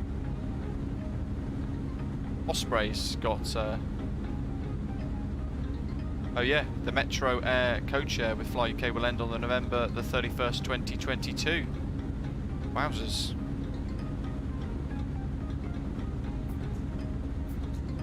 Christopher says, if you're looking for events, there is a big one in Oslo today.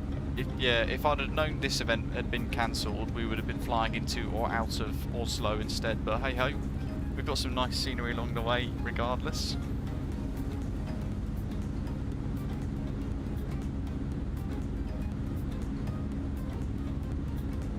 Mike, hello. What's your spec? Pop your spec into the live chat that you've got and we'll see if we can give you any advice. There's a lot of very knowledgeable people in the live chat, some of which are our channel members that can help basically tell you whether or not your PC will be able to run it.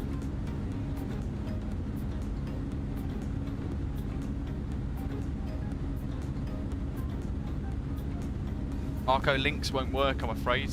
It's one of those things that YouTube's now switched off to prevent a lot of these spam bots. So we've deactivated links in the live chat on the channel during the live streams.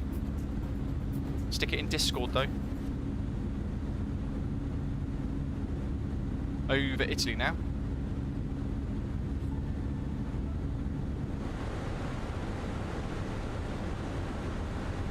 So there's VAPUP. There's our top of descent actually as well.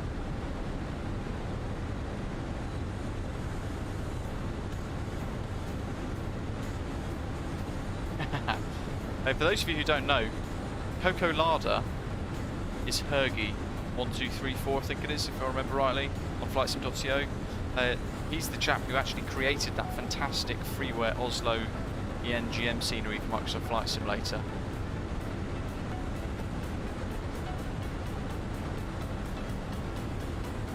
And I think we've still got our own Osprey gate there, haven't we, Coco Lada?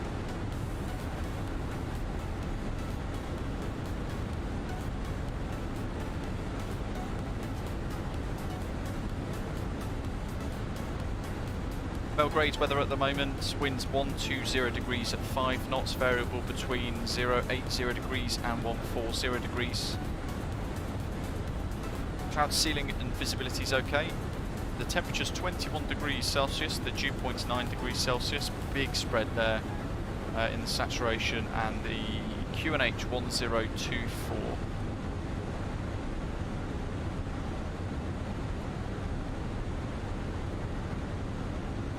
We're expecting the ENUPU 3 Alpha arrival.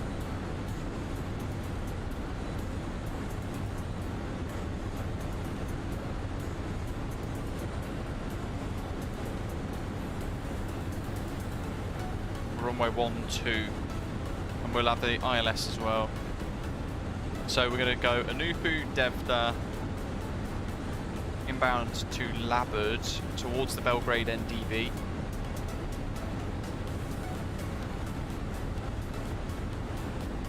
And then from LYBE the ILS approach. I reckon we can commit to that as well actually. There's the coast. So we go LYBE arrivals, ILS 12, ENUPU 3 Alpha. That one. Approach via.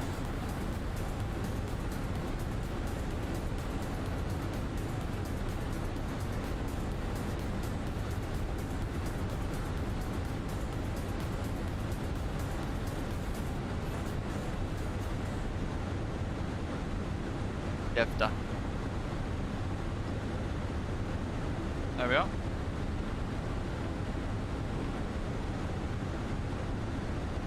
SOMUN ENUPU 3 Alpha, speed limit point Delta 121 Quebec, 292 Romeo, Devda, and then LABIT for final approach. Bingo.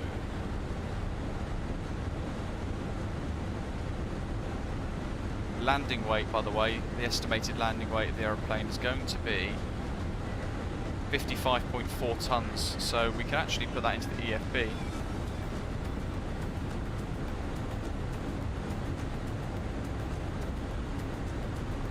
Runway 12, we can refresh the meta, we'll apply that. Conditions are dry. 55.4. So light compared to the 737-800. We're going to go low auto brake, idle no reverse, and I reckon we could do flap 3 approach as well. Look at that, gives us a big old load of runway left. So if we look at Navigraph, we can clear off all of these Barcelona charts just to declutter pins. And that's the departure. So ENUPU 3 Alpha, there we go. Out of ENUPU, 045 degrees, descending down towards 7,000 feet, Delta 121 Quebec there. Down to 4,000 by Devda, as we then turn in towards LABIT. And then from there, so Devda's up here, centre of the chart, this is the approach plates now. LABIT at 3,000 feet, overhead the Belgrade NDB as we're flying glide slope on approach here. And you can see we've got the outer marker and the middle markers at respectively from the Belgrade VOR 5 miles and 1.6 miles. There we are, LABIT at 3,000s. We'll probably be establishing on the glide at that point as well. It'll be about, we're saying there, 11 miles roughly from touchdown. And our minimums of 103 feet. No, it's not. 417 feet.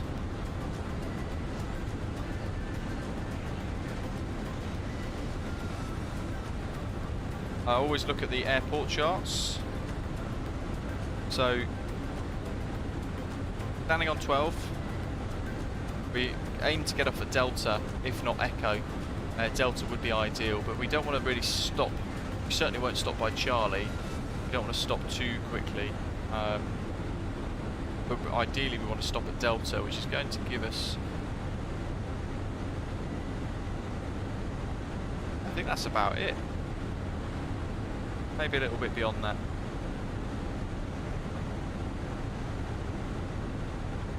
There's no difference between that. We go full flaps 1935 or flap 3 2086. Alright, we'll go with a full flap arrival then, because that's going to slow us down enough. We might then be able to make Delta according to the performance charts. The difference there, look, between, if you look at the distance covered, flap full to flap 3, it's about 200 metres. So with that in mind, we'll go for full flaps for the approach, and we should then be able to vacate at Delta roughly. Where's our landing calculations actually?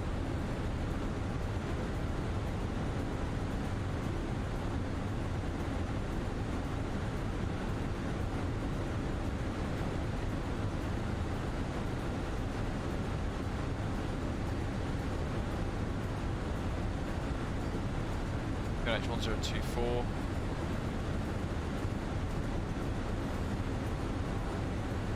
Temperature's 21, 120 at 5.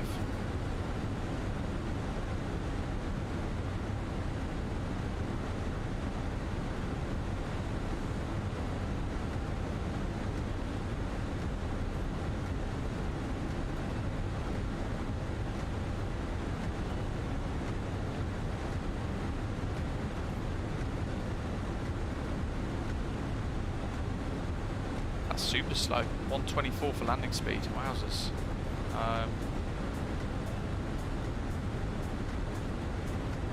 What do we say, 417 on the Barrow.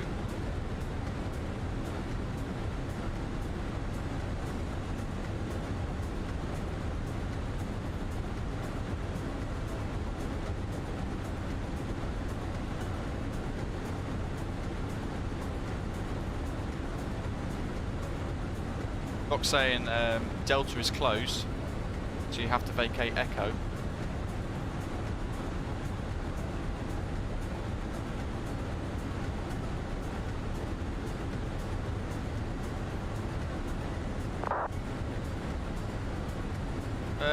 No taxi restrictions according to the charts here. If I bring these up, maybe I'm bringing this wrong.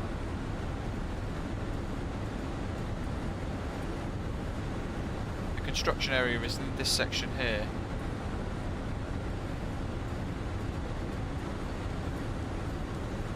Turns on turn pads on the end of runway 12, limited to aircraft wingspan. Yeah, that's fine. Not to be used, that's not relevant. Taxiway Echo. Left turn from runway 30 is permitted with a restriction, but that's again not relevant to us. But right turn from runway 12, which does apply to us, is no restriction, and taxiway Delta as well. Right turn from runway 12, taxiway Delta, no restriction. But I haven't got any NOTAMs. That's the only difference.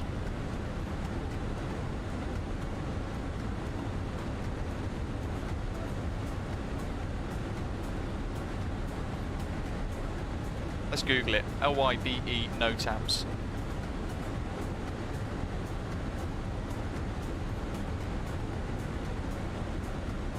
BDGS at Stan Charlie 5 is US, Marshall only, C5 and C6 limited to aircraft size. ILS runway 12, Cat 3 downgraded to Cat 1 due to work in progress. Cat 2 and Cat 3 available when LVP is in force. Okay. This is Cat 1 ILS, which means that the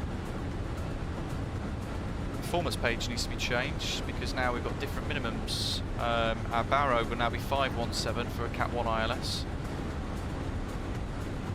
I think it's the first time we're actively reading the NOTAMs. We're going to change now to flight level 390.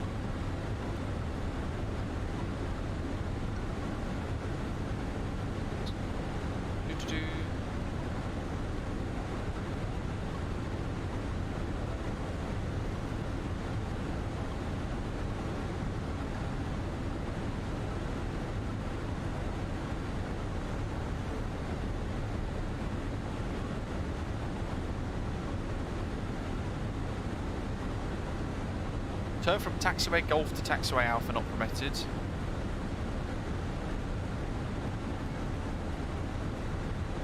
Due to work in progress, that's fine.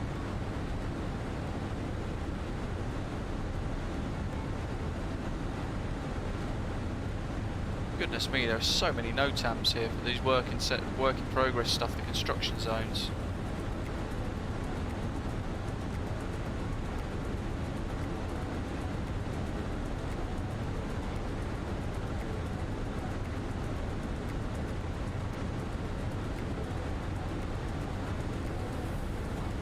Taxiway Charlie's closed.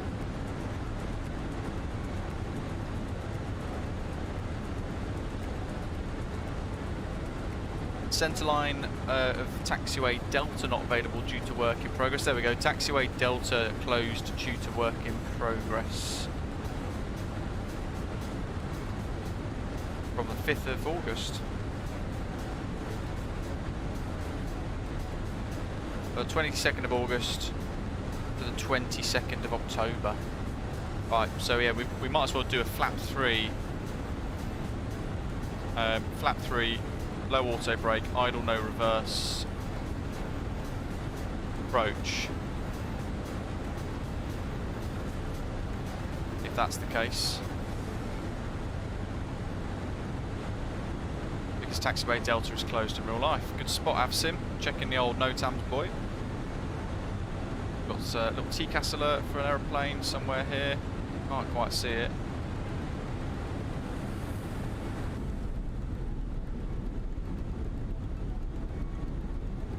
There's some contrails further out.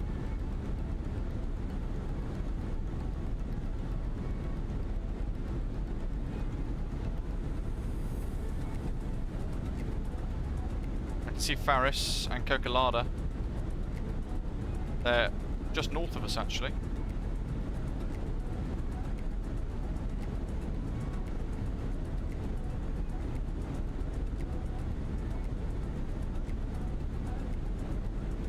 Rish, hello.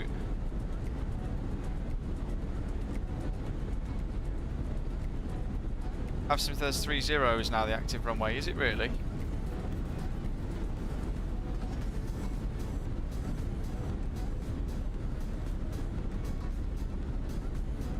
Ah, the winds have swept to 080 at 5. Of course it would.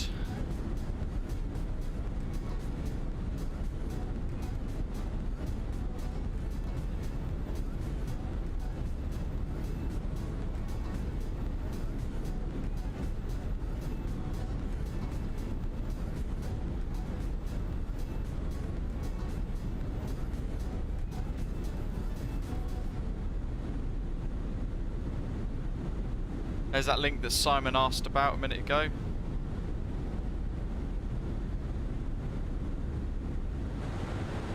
And it sounds like we're going to have to change the approach runway again. Right, what did we plan for? We planned for 12, didn't we? But now we're going to have to look at...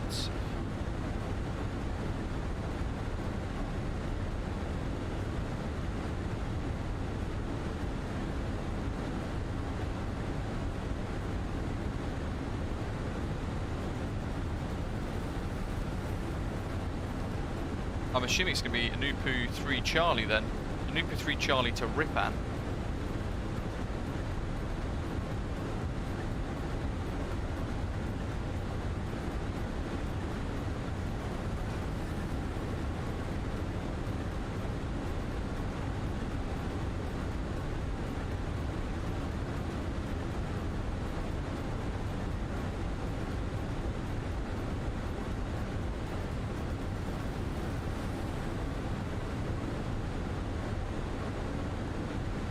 Yeah, no, they're actually, yeah, they are using runway 30. Brilliant. Just check flight radar as well. Fantastic. Right, let's change it quick. Arrival. ILS 30. ENUPU 3 Charlie.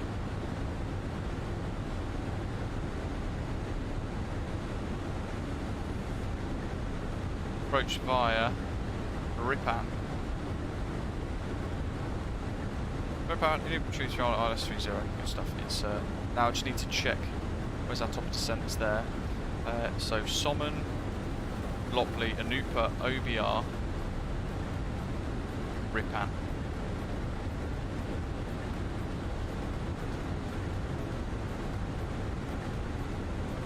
There's OBR.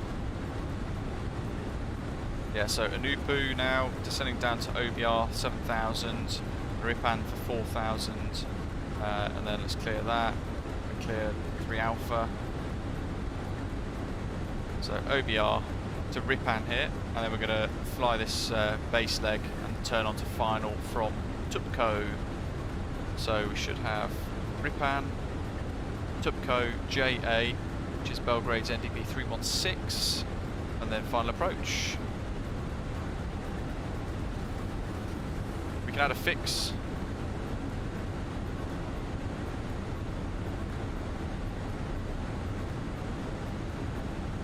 Let's do EGD.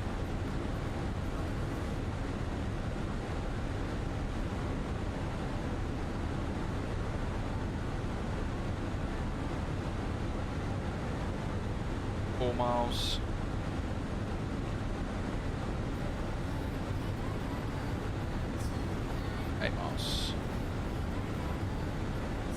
We need to check the minimums as well to make sure that matches. It's now 533. Well done. We'll switch this to config 3 for landing. We'll land slightly quicker now. We need to update the mag wind as well, 08085. Good old crosswind for us. Job's done. Up here. We'll rerun the numbers basically. I should have noticed there the METAR change, to be honest. There we go. Lap 3, idle no reverse. We're going to use most of the runway in this instance.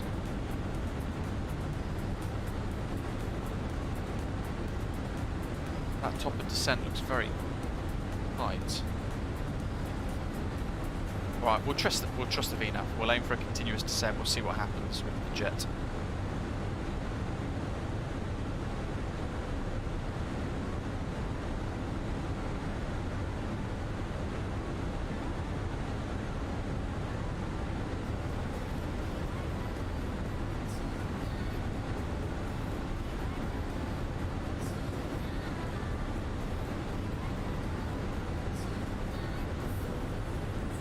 Josh says, I've got a question for GSX Pro. Do you need to download profiles? Yes, you do. It works default, so it tries to pick its bones through it and work it all out itself. However,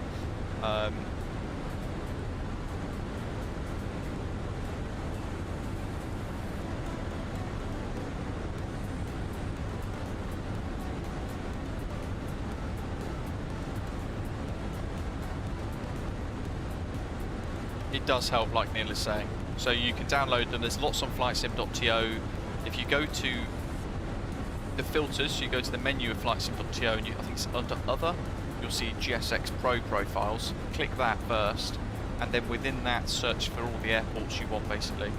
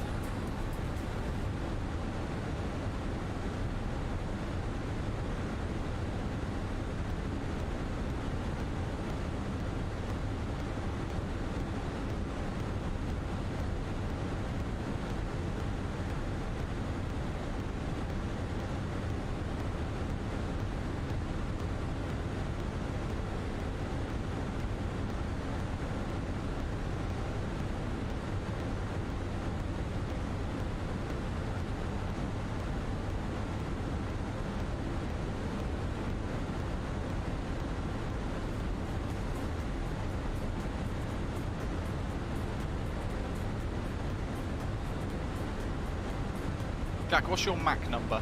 I'm doing MAC 775. So you could probably catch up. MAC decimal 78 on average, maybe. You could probably do MAC 80. Ride the bar pole, you'll catch up quite nicely. But in fairness, when we land, we've then got up here somewhere. We can't quite see them. We've got Faris and Coco Larder chasing the pack behind hand as well. So working out quite nicely. Beautiful Adriatic coastline here. Oh, look at that. That looks fantastic. I wanted to check the nav data, didn't I?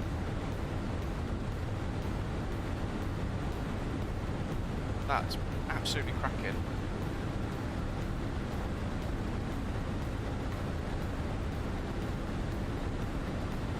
Right, well, OBR, I want to be at 7,000.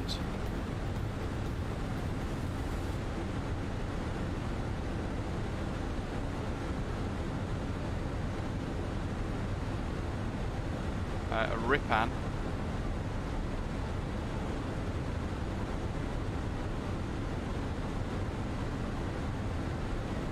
Tupco at 3,100. So if I do that now, it should adjust. Lovely. That's a bit better. It's moved our top of descent a bit further forwards as well. Where's he gone now? Look at that.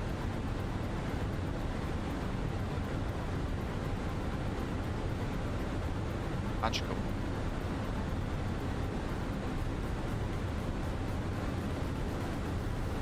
That is Easy 22 Romeo Juliet. He's off to VAT. Very nice. He'll be into his descent almost.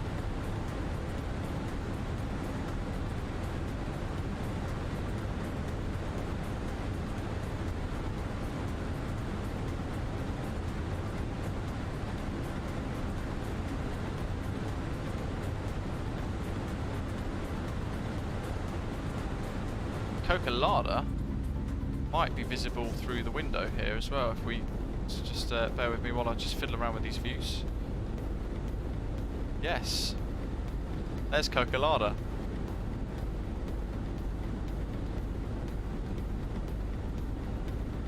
Mark, good afternoon. I'm not sure, to be totally honest. What I'd probably say is install it first, using the normal method. If you struggle to update it or your firewall blocks it, I would go into the GSX forums, the FS Dream Team forums, download the offline install of the GSX, and it kicks it into touch a little bit, kicks it and makes it download a bit better and install properly.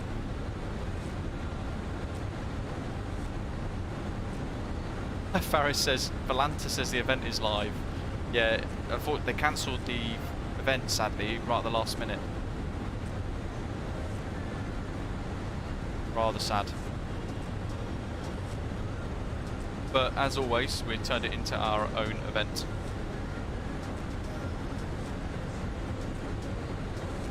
Where's Absim? Still with us, Max? You've got this song and one other, and then your favourite is going to be playing.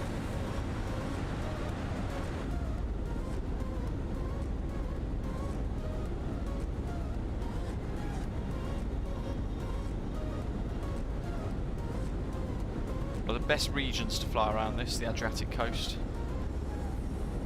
That and Greece, both absolutely fantastic.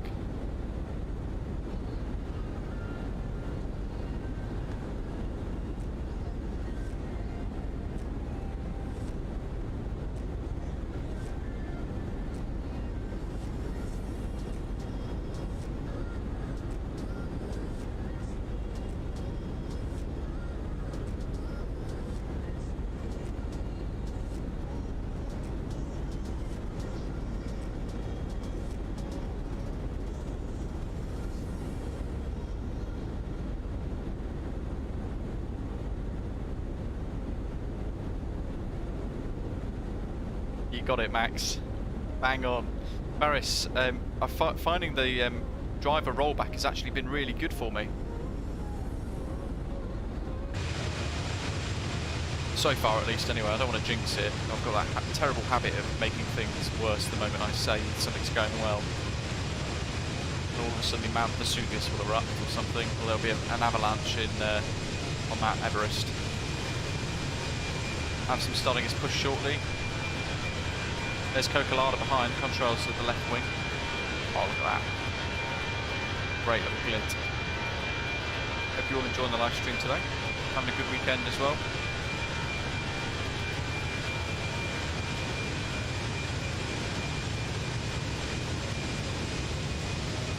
More contrails, lots of contrails around on the network today throughout our journey from Barcelona to Belgrade.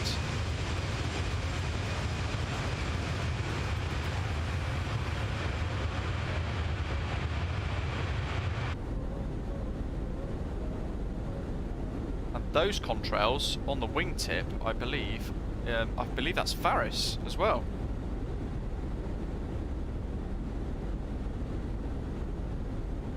Awesome. REMPI, 80 miles to top of descent, 75 miles to top of descent. I'm going to, where is it? It's 4 knot tailwind for touchdown and a 3 knot crosswind. Using 3-0. 134 for approach speed.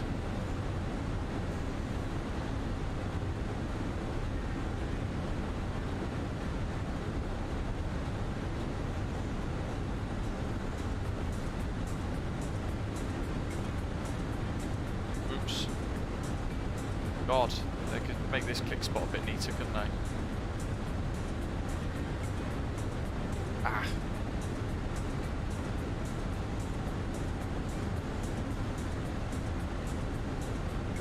On 34. What did I say I wanted for an altitude? Tupco at 3,100.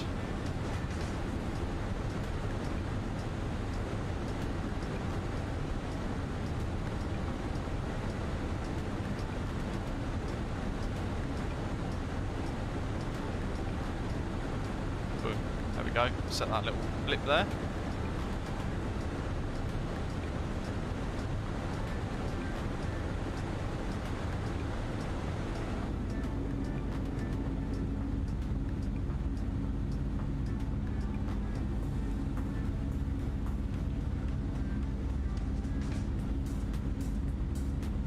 Got about 1 minute 30 until Max's or VATSIM's favourite song.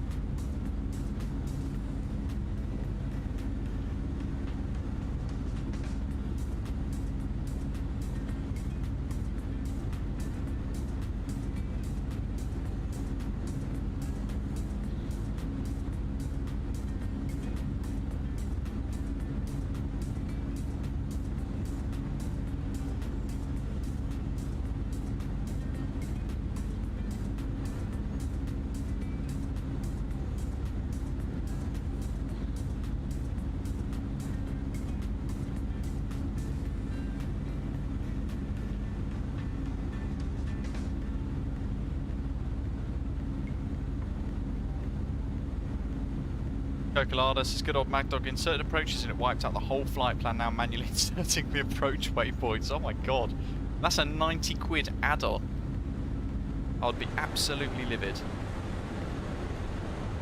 Mark's down here somewhere in his Discus 2C glider.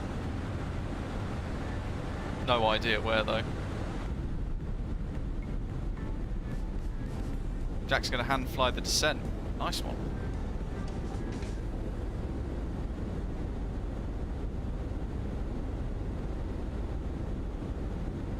There you go, VATSIM.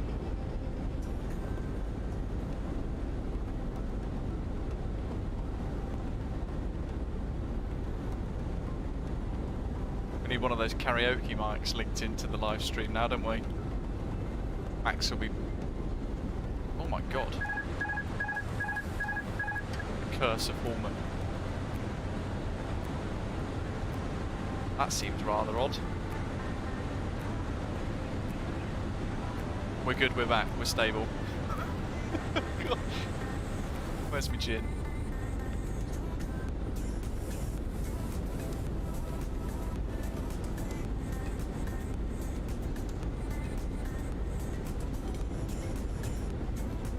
Yeah, the difference there actually is the fly-by-wire A320X is free. The Mad Dog's 90 quid and it seems to have an unstable default FMS system.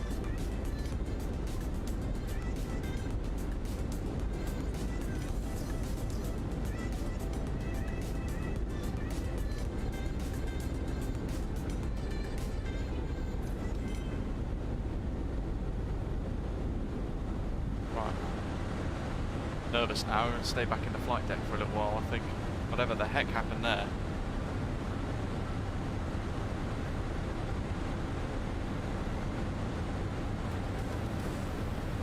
Max, I had no idea what that was. I wasn't even clicking anything. I wasn't fiddling with keybinds or anything either.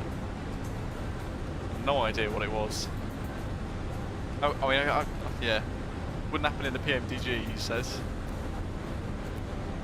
Absolutely no idea. I'm probably scratching my head. Got nothing awry with the overhead panel either, out of the ordinary or anything. I don't know. Maybe it was one of those little freak things. It seemed to have resolved itself as quickly as it begun.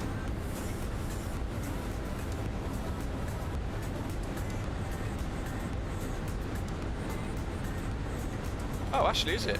But see, now it's not so. It's still 80 quid though. 78 quid. Would I pay for it? Maybe not. I probably wouldn't.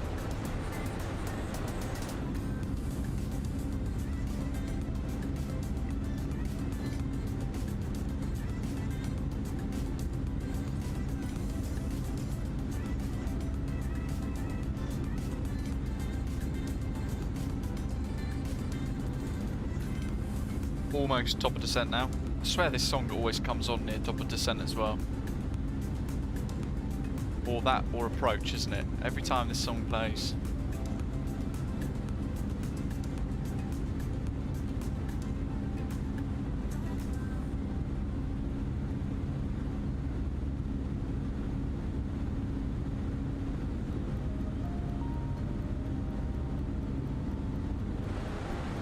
How are we doing? Top of descent's nearing now.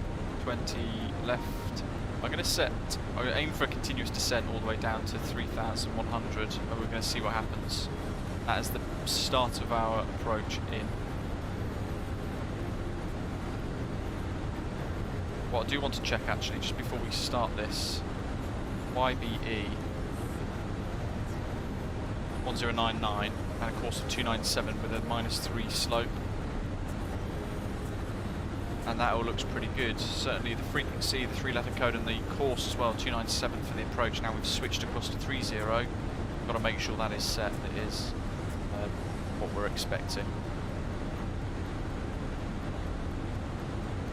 Missed approach is climbed straight ahead to 3 DME from the Belgrade BGD VOR 112.05. Then turn left climbing to OBR NDB and hold at 3,000 feet.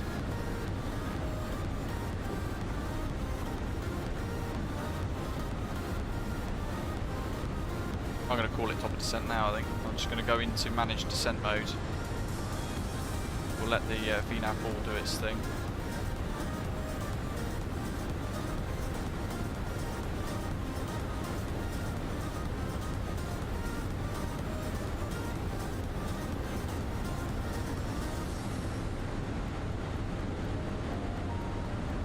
It's kind of putting the VNAV through its paces here.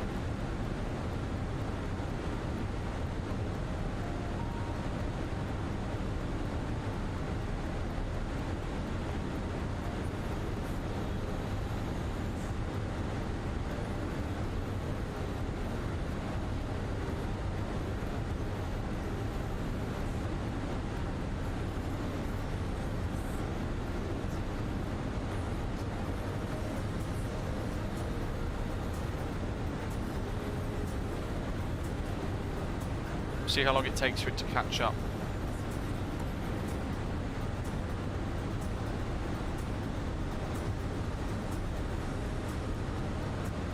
That's where the profile is. And it's closing in quite nicely, 15 miles. It's sending at 1,000 foot per minute at the moment, nice and slow.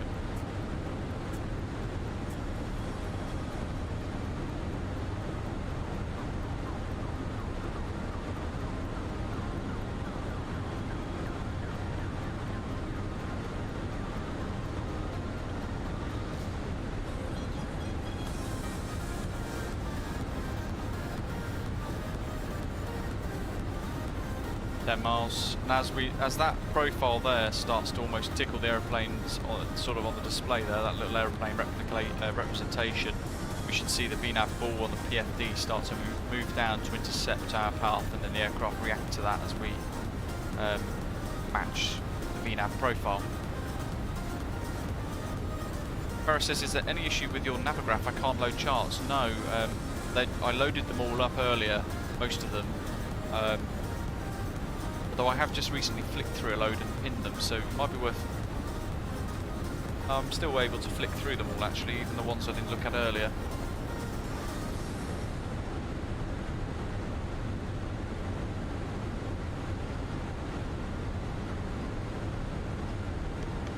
Just got to try and get our...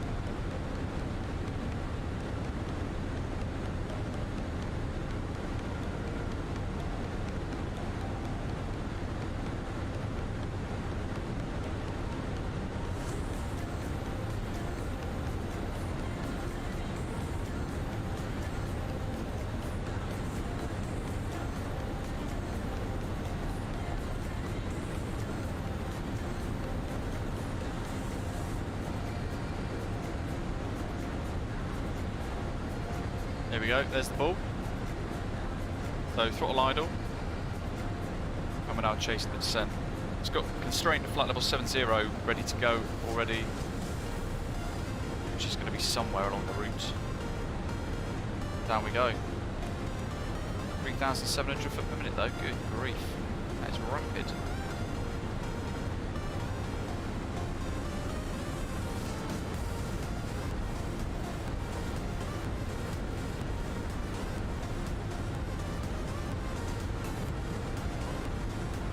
Nice little descent into sunset again.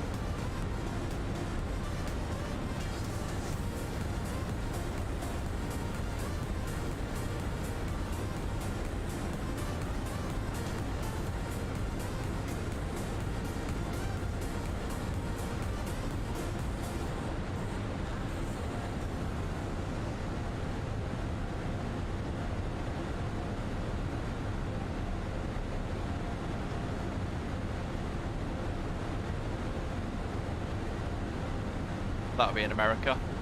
A 23-year-old flight instructor has been killed during a training flight with a student pilot. She was 23 when a student... She only had her licence for a year and then became an instructor. That's crazy. Student pilot she was teaching pulled the plane too steeply at an angle and stalled the engine, causing the aircraft to fall from a height of about 100 feet. Cessna 172 crashed around 3 PM in a ditch Thursday, October the 6th at Newport News Williamsburg Airport, carrying an 18-year-old on board and another unidentified 18-year-old. Oh, very sad.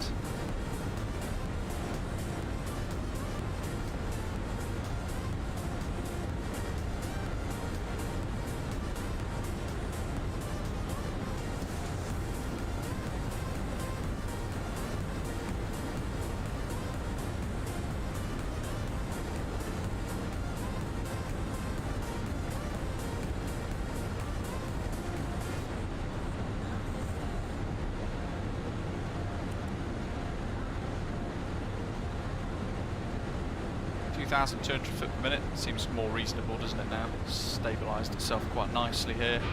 Let's have a little look at that sunset.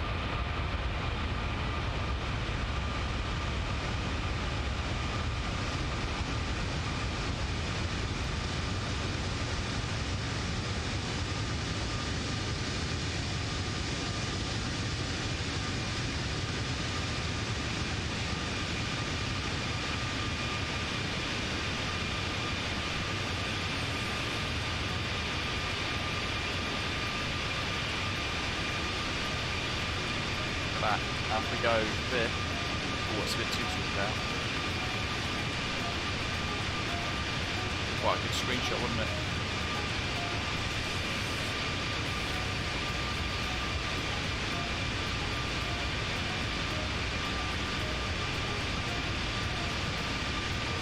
That's not.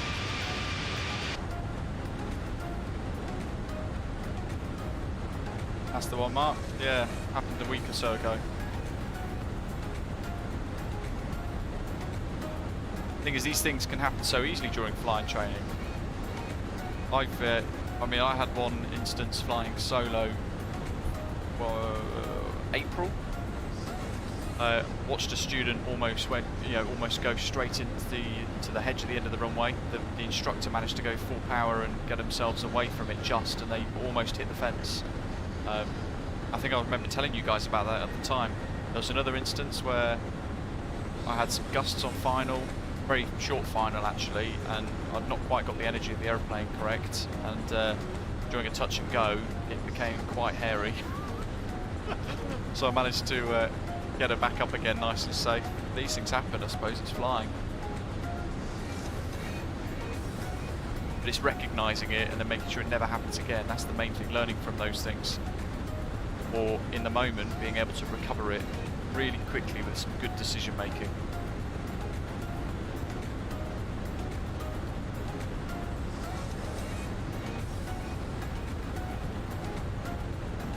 Mark, whereabouts are you? Where should we expect you roughly?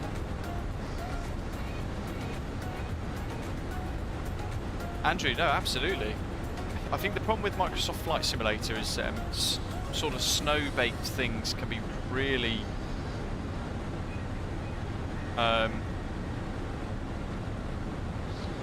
really hit and miss, can't it? Everything's snow, just baked in snow everywhere. So it's very OTT.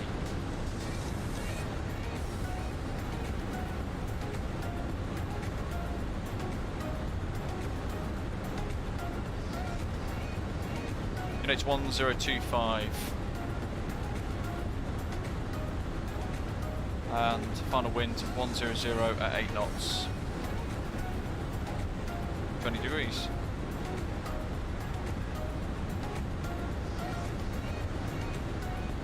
Mark's by the big bend in the river.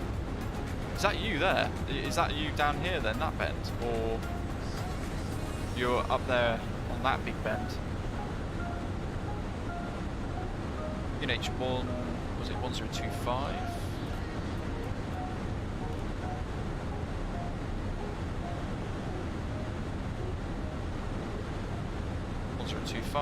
Turning at SOMUN.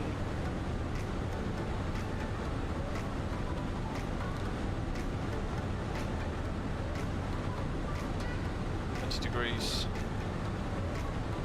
108.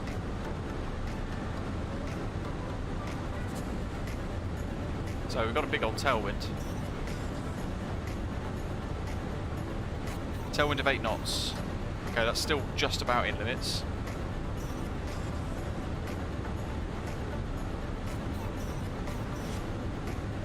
Let's check flight radar again very briefly to see what they're doing. They're still lining up for departures on runway 30, would you believe it? So that's still the active runway.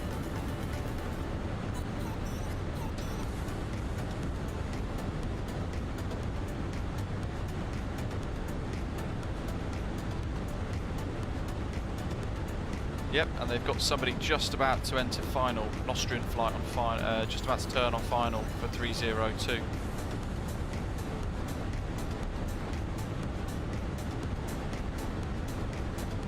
Madness.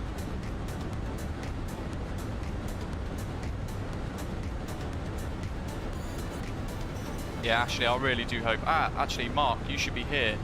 That big bend in the river, do you mean? Andrew's going to be doing some cold ocean swimming later today. Last one of the season is having very late summer over here. Good grief, that is my idea of hell. I don't know how you do the really cold conditions.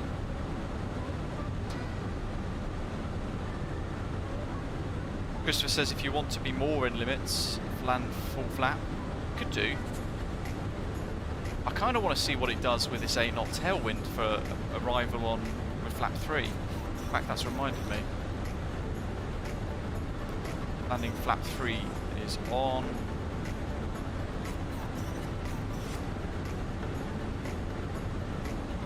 $16,000, let's just strap them in. GPWS flap 3 on the warnings, and we want low water brake selected. It is a meander, and it's almost cutting off that meander as well.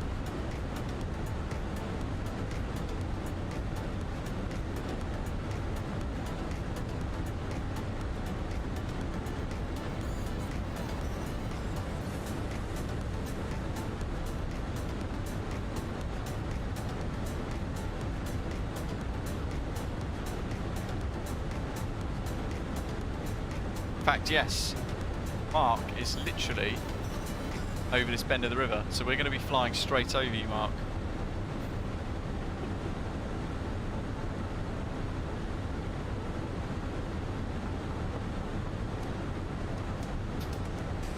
Is David going to be on finals soon?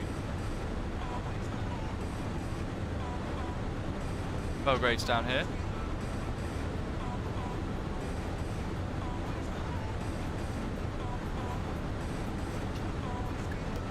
Kind of watching Valanta like a hawk here. He's showing in a Cessna 208 Grand Caravan. That can't be right. At least on Valanta he's shown as a Cessna Grand Caravan.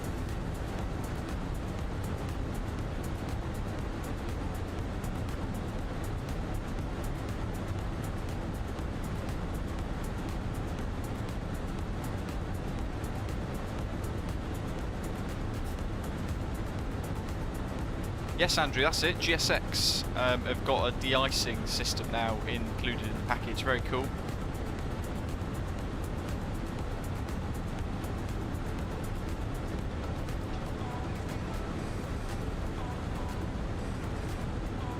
Belgrade traffic, Air Serbia, 64 Juliet, Airbus A320 with a QNH 1025 inbound on the ENUPU 3 Charlie arrival.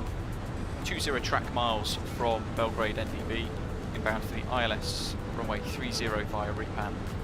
We'll report Ripan, Belgrade traffic. Almost 10,000. Mark, what's your altitude?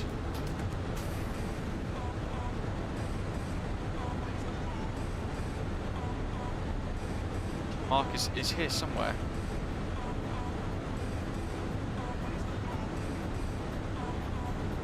.24 miles away. He's showing as a DA40NG Sobo generated.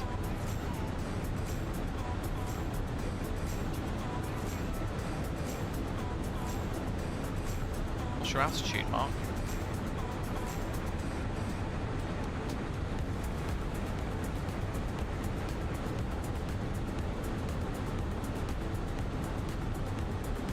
.4,000 feet.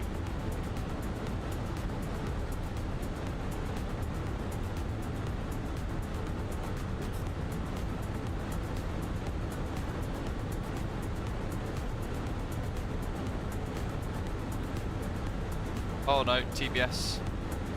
He's almost at the airfield, which is over there. There's Belgrade. Airfield's lit up already, look at that.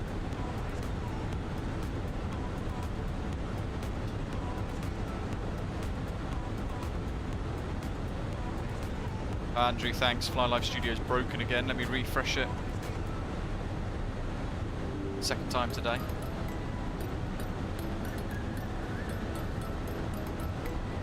They're almost through 10,000 now, so LEBL, LYBE, ASL, 64 Juliet.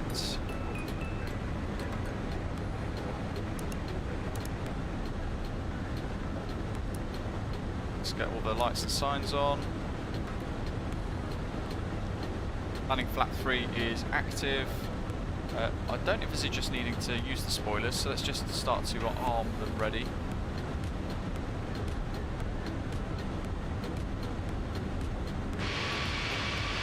Holy moly, look at that.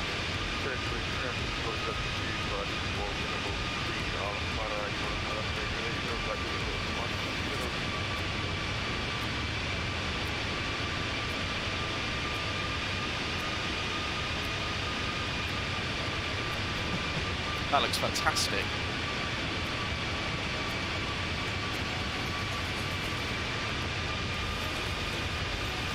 There's 3 screenshots there, they'll all go onto Volanta. Absolutely cracking. Lolo, yeah, we need to do a 146 stream actually. It's likely to be the next one that we do.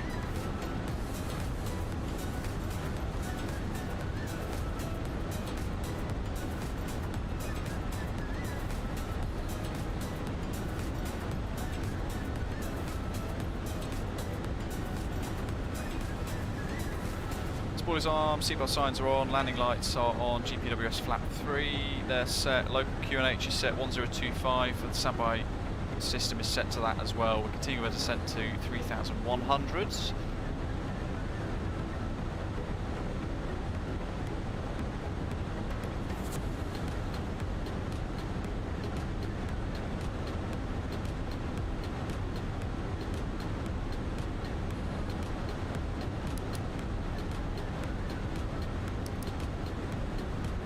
Go RadNav, I'm just going to tune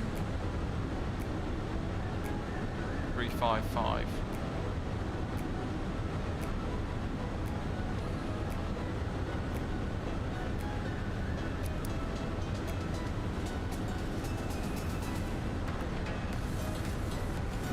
Where's that decel point? It's there.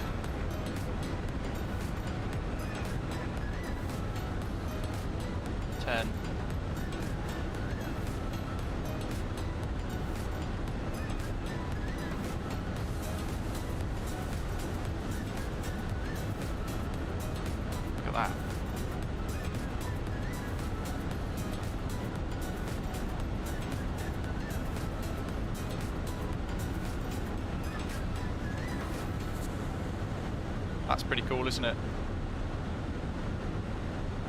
Mark's going to stay east of the field to avoid us. What's your altitude, Mark? I'm looking out for you, although we won't see you as a glider, unfortunately.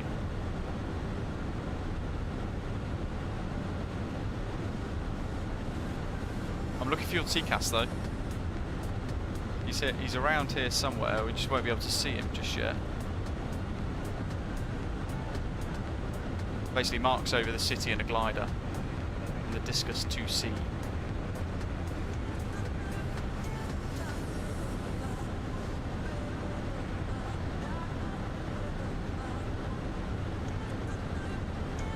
We're going to go to approach mode now.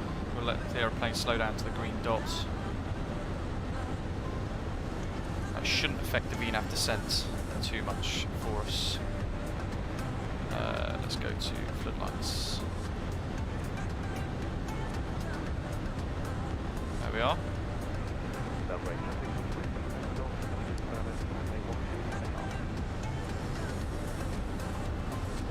So pretty much all prepared now for our arrival.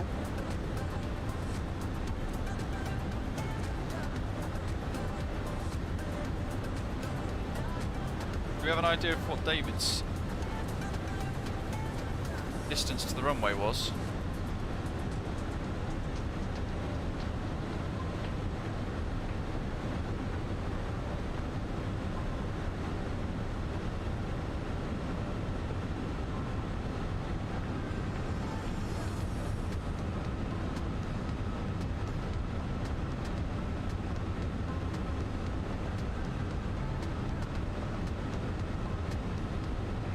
Traffic on 8 miles. 8 miles, right.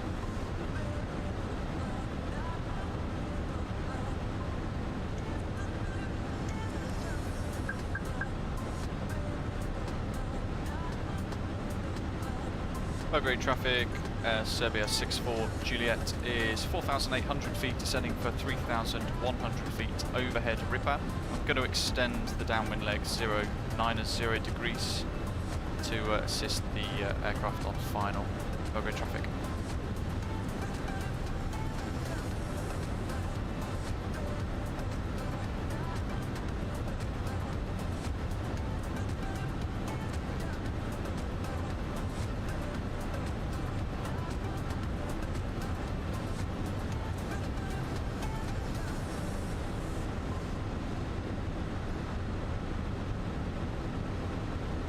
Go to Q80L. We'll maintain 160 So if I time this right, we should be able to establish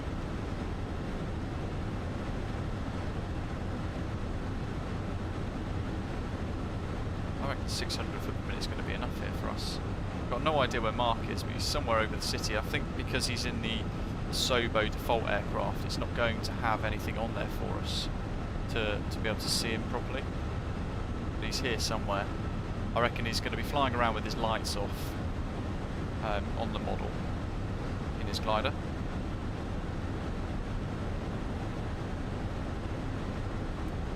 Let's go flaps 1 to 180.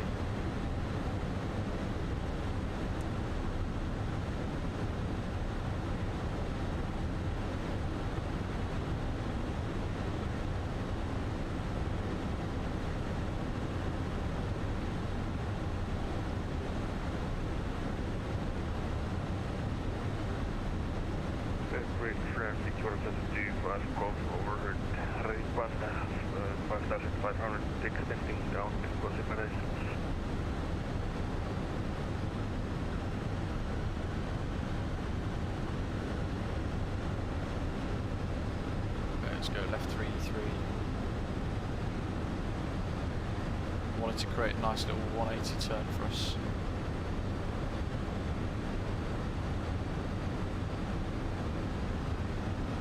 And Belgrade traffic, Serbia 64 Juliet is maintaining a left turn 330 degrees, 3,100 feet inbound Opco. Expecting the ILS runway 30 will report established. Belgrade traffic.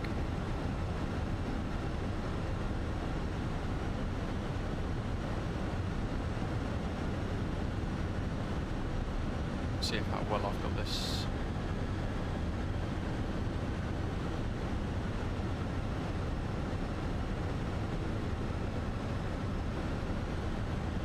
Arm approach modes.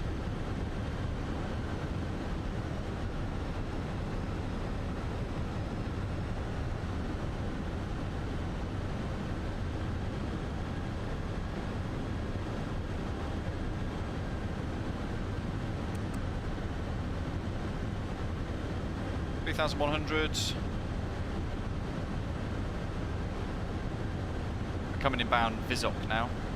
Northeast of the field, 3,000.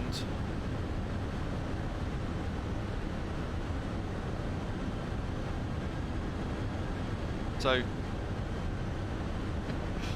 Mark's literally here somewhere. Oh, hold on, northeast of the field. Oh, okay, so he's up here somewhere now. Actually, we won't see him. Look at that. Nice.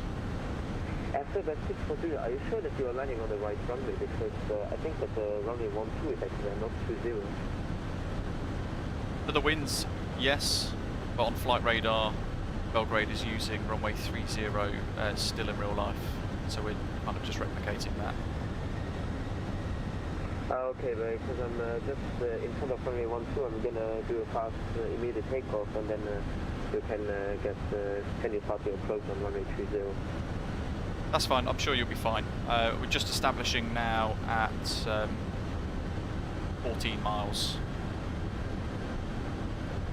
Okay, roger.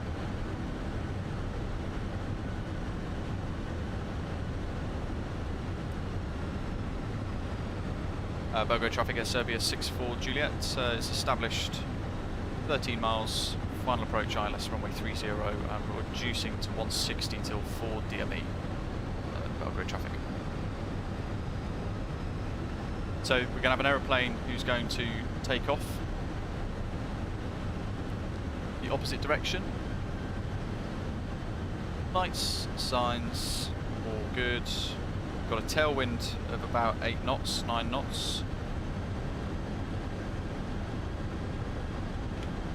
Okay, traffic, Swiss 9015. We are overly and we are extending for separation.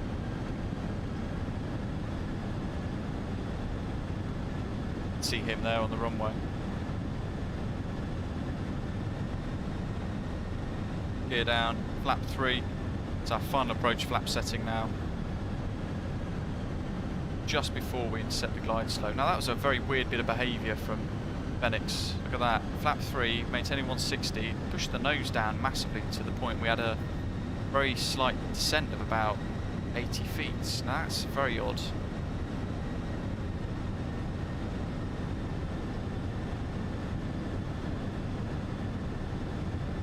Miles BGO.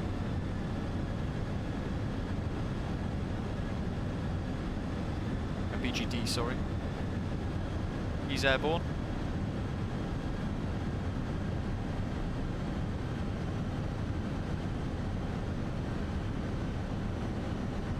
I believe it was a Swiss departing Belgrade. I'm visual with you and you're very clear, but thank you.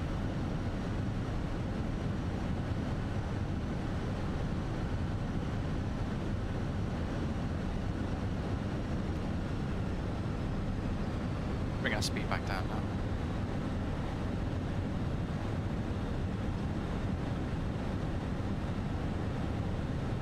Belgrade traffic, yours at 25, call established ILS 3012 Mark. Ah, Mark is over here somewhere. Can't quite see him. He's over there somewhere. Tell you what.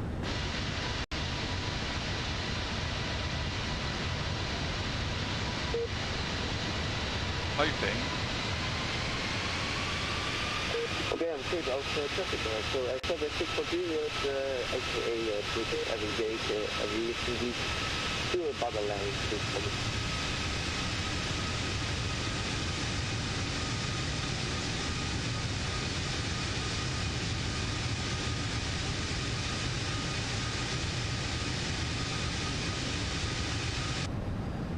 I go to very quickly. That. Absolutely fantastic. Belgrade traffic, Serbia 64 Juliet. It's short final, 3 miles. ILS 30 approach. There's Mark in his glider.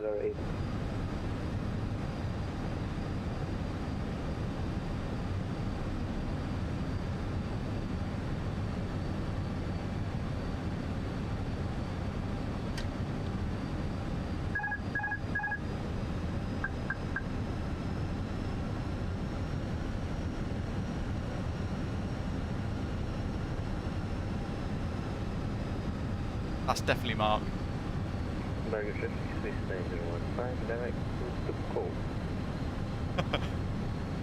That's cool.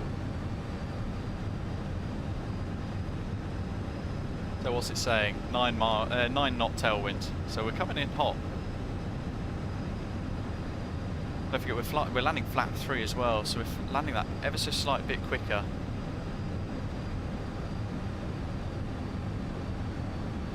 I'd like to think if this was the Meta in real life, they would actually be changing the runway to approach on 1-2. Belgrade traffic, you are set to 5 Golf, West Harry 0, 5 mile final. Minimum. Continue. A little bit of sink there from that tailwind change. Light slow. Actually ignoring the warnings. Does that Light slow. in the Fenix, even though I'm on profile, weirdly Light enough. slow. 40, 30, 20, retard. 5. Bingo. Reverse. Green. Idle. Decel.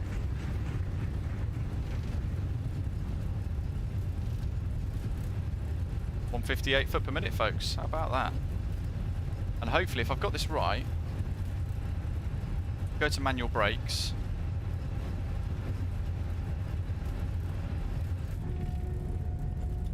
Belgrade traffic, Swiss 901. We are over to Ko and will be Can't see very much. for separation. Bit of brakes here to try and vacate at Charlie.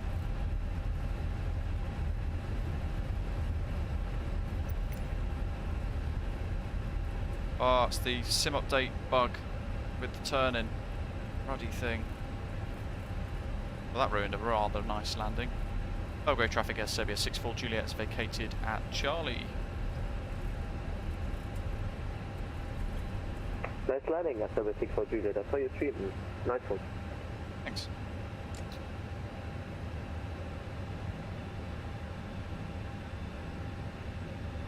Now, what instructions did Doc give me for parking?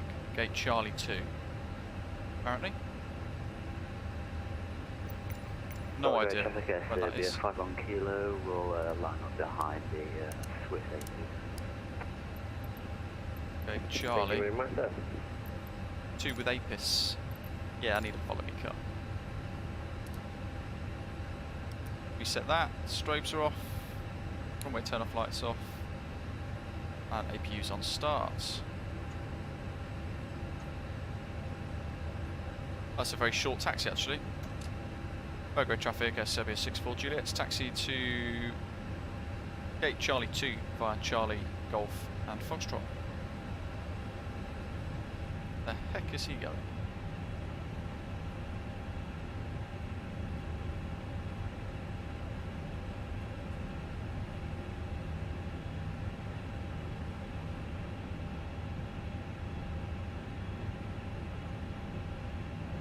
For safety reasons. You mean he got lost? Oh, that's quite cool. It's the first time I've seen it aborted.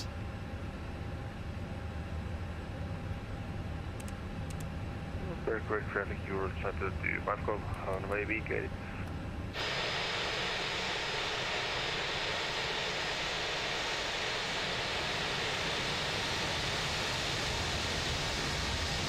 There we are. Welcome to Belgrade, folks. Charlie 2's just in front of us over there. There's potential actually that somebody might be parked there. Not sure. This is a freeware scenery as well. APU's available. Go APU bleed. I'm actually going to turn engine 2 off, I think, on these, if I remember correctly, on the old A320s. And Charlie 2, happy days, we are there.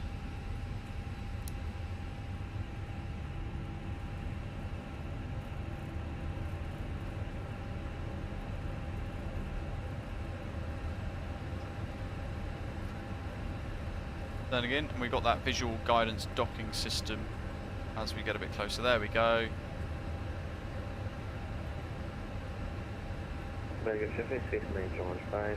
Establish on the glide slope for runway 30.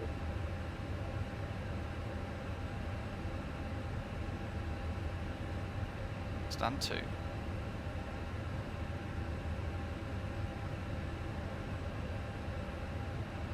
Just watching the distance and everything as well.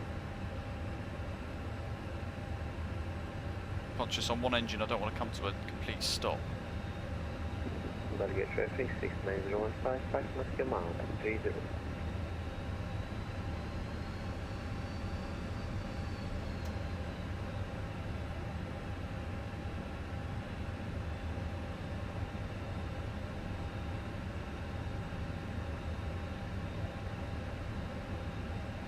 Watching the green bar, that's going to be our stop mark. 7 meters, 6 meters.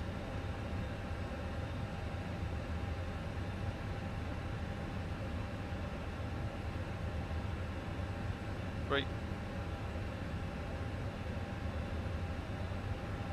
2. Come on, don't stop.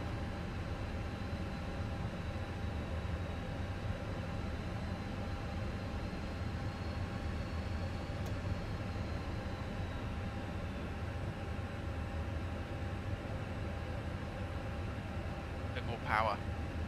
God, one engine's almost impossible on this.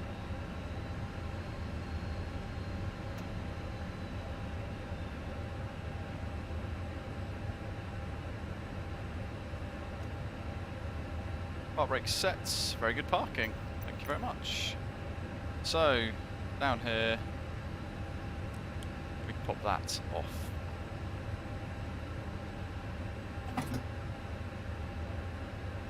Belgrade traffic 69015, short final 30.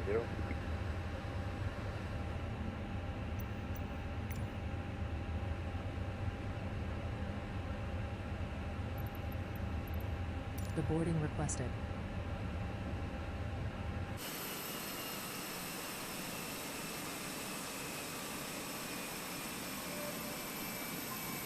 There we go.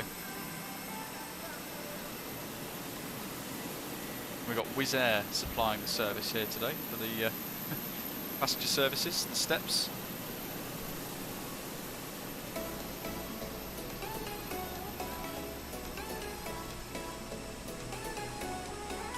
There's obviously a flaw with the GSX profile because I think it's trying to use jetty over there, bizarrely enough.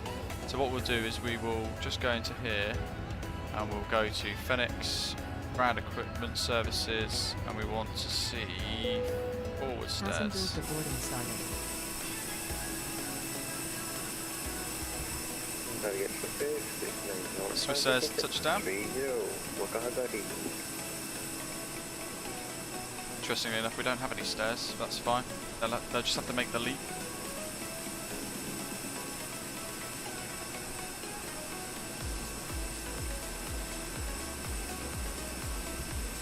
Belgrade traffic Serbia 51 kilo outbound final runway Josh, yes, I use both model matching stuff for AIG and FSLTL.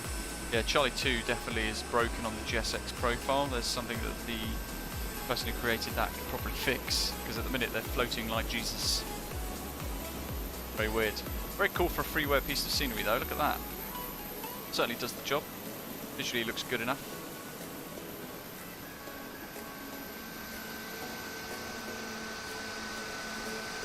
Swiss Air, which I think is Paris. Then we've got Jack on final, who I think is the last of the pack.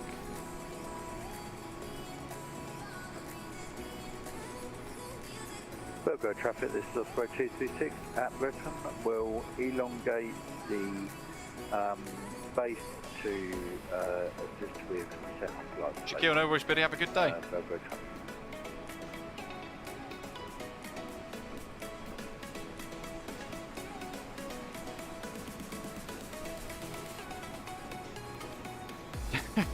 Christopher says, oh, the plane lands beautifully now. Crazy, right? Got a really nice touchdown rating there with that 10 knot tailwind. Then I was trying to not focus on flaring it too crazily. Maybe we should wind the time back a tad here. We can watch this touchdown. Who is this? It's VATSIM, Serbia 5-1 kilo. We've got Osprey 236 inbound, and that is the last one in.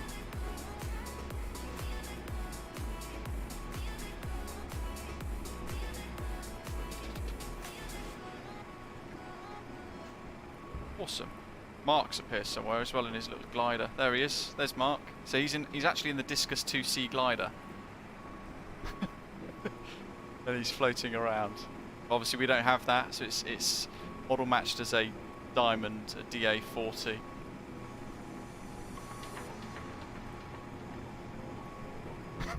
Max is going to be like, what the hell is that little plane floating in mid-air doing? He's in the Air Serbia PMP A320, which actually looks like we might have got him matched.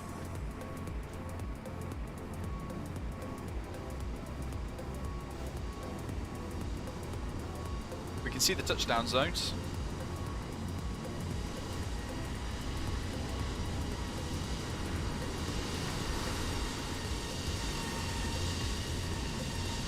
Boom.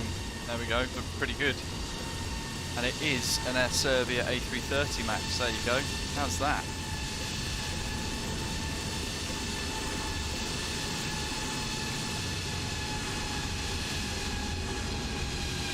What the heck is that on the tail?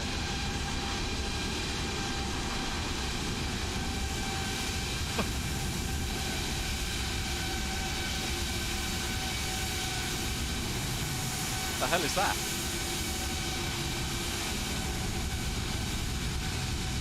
There we go.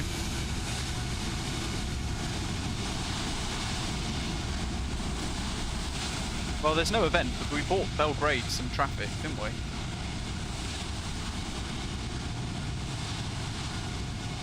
Where did Mark go? Did he crash?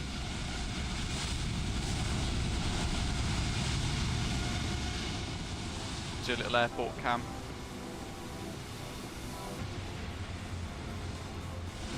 I don't know where he went.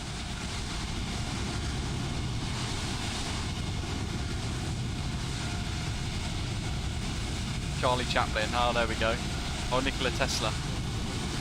I mean, yeah, you literally, I wouldn't know anyway.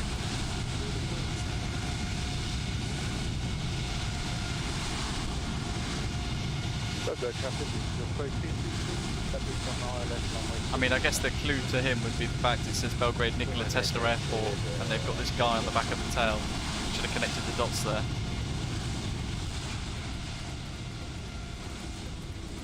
That was somebody on final,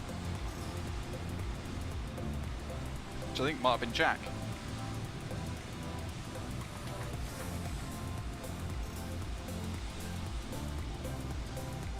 Great approach over the city. I'd imagine that during daylight hours it would be absolutely spectacular.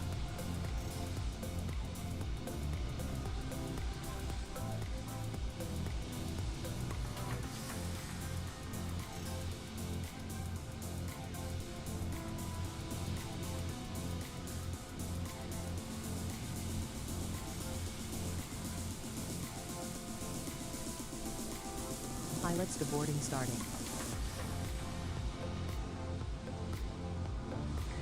PMP A330, so elite.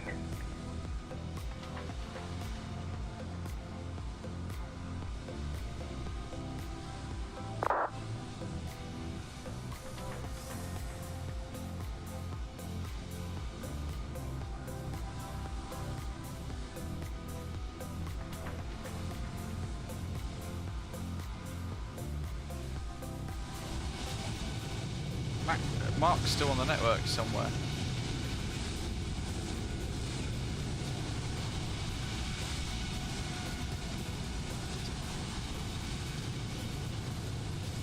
We're expecting to see like a glider that's in here somewhere. In the field.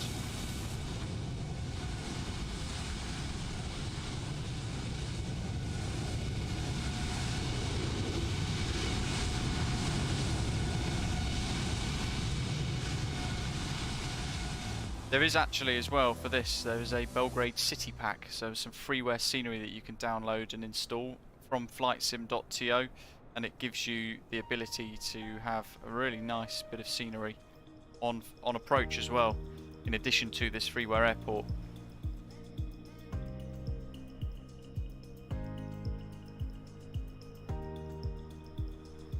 Osprey 236 is inbound about 8 miles now, so we should start to see some lights very, very soon.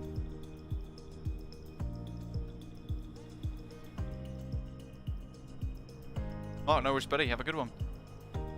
MPS Gaming says more thunder, more storms incoming to him over there. I think you're in Sweden, aren't you, MPS Gaming?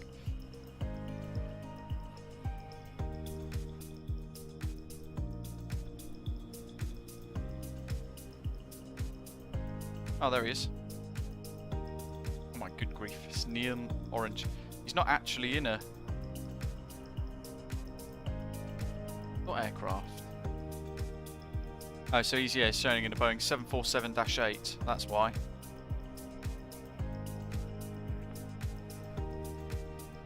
Queen of the Skies. Horrendous issue with the livery though there, so that needs fixing somehow. But unfortunately Frex has gone off the radar, so we don't have him in touch anymore. When it gets closer, it will stop being pink and it will load in as a proper Osprey livery. But at least we can see him.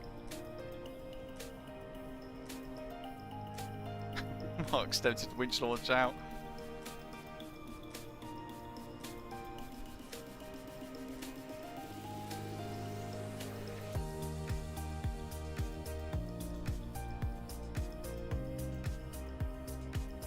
Crikey. When's it going to load in without the pink texture?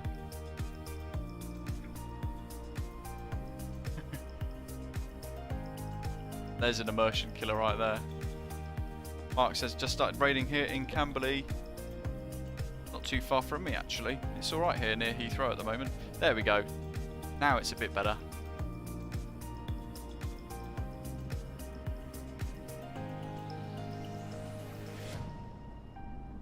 For a tailwind and a 747-8 on this short runway.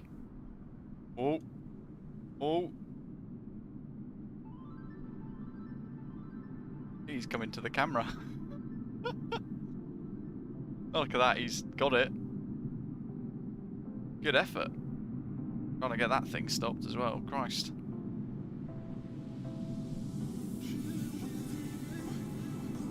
The size of that compared to what we've just been enjoying. Absolute mammoth aircraft.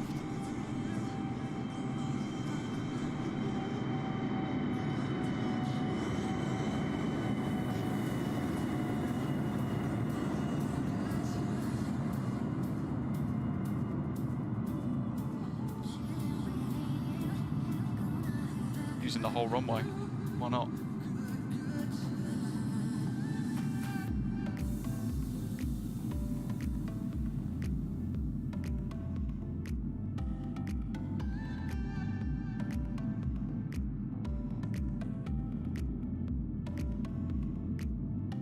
There we go.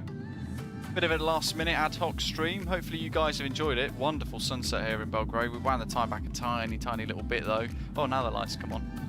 Thank you, Microsoft Flight Simulator. Barcelona to Belgrade. There was of course supposed to be an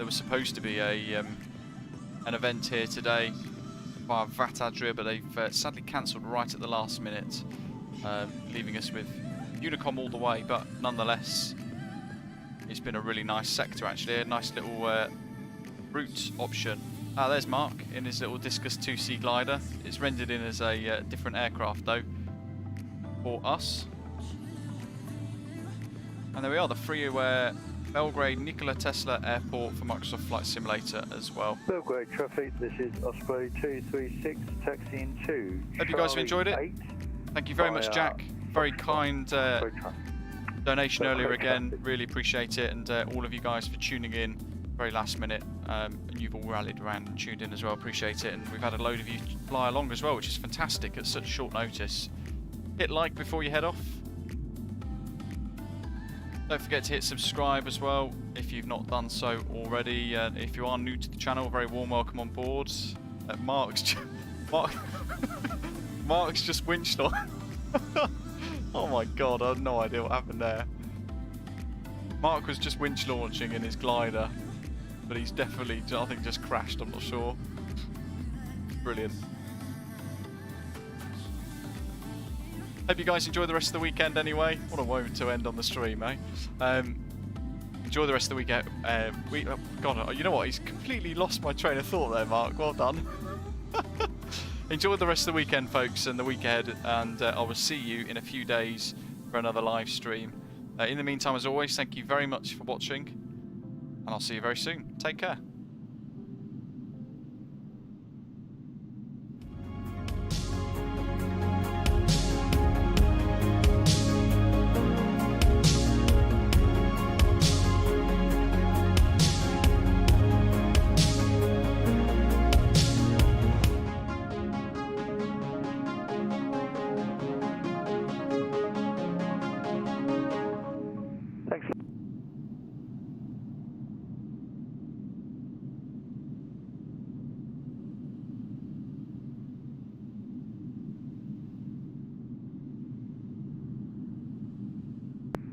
I've got no idea where I'm going.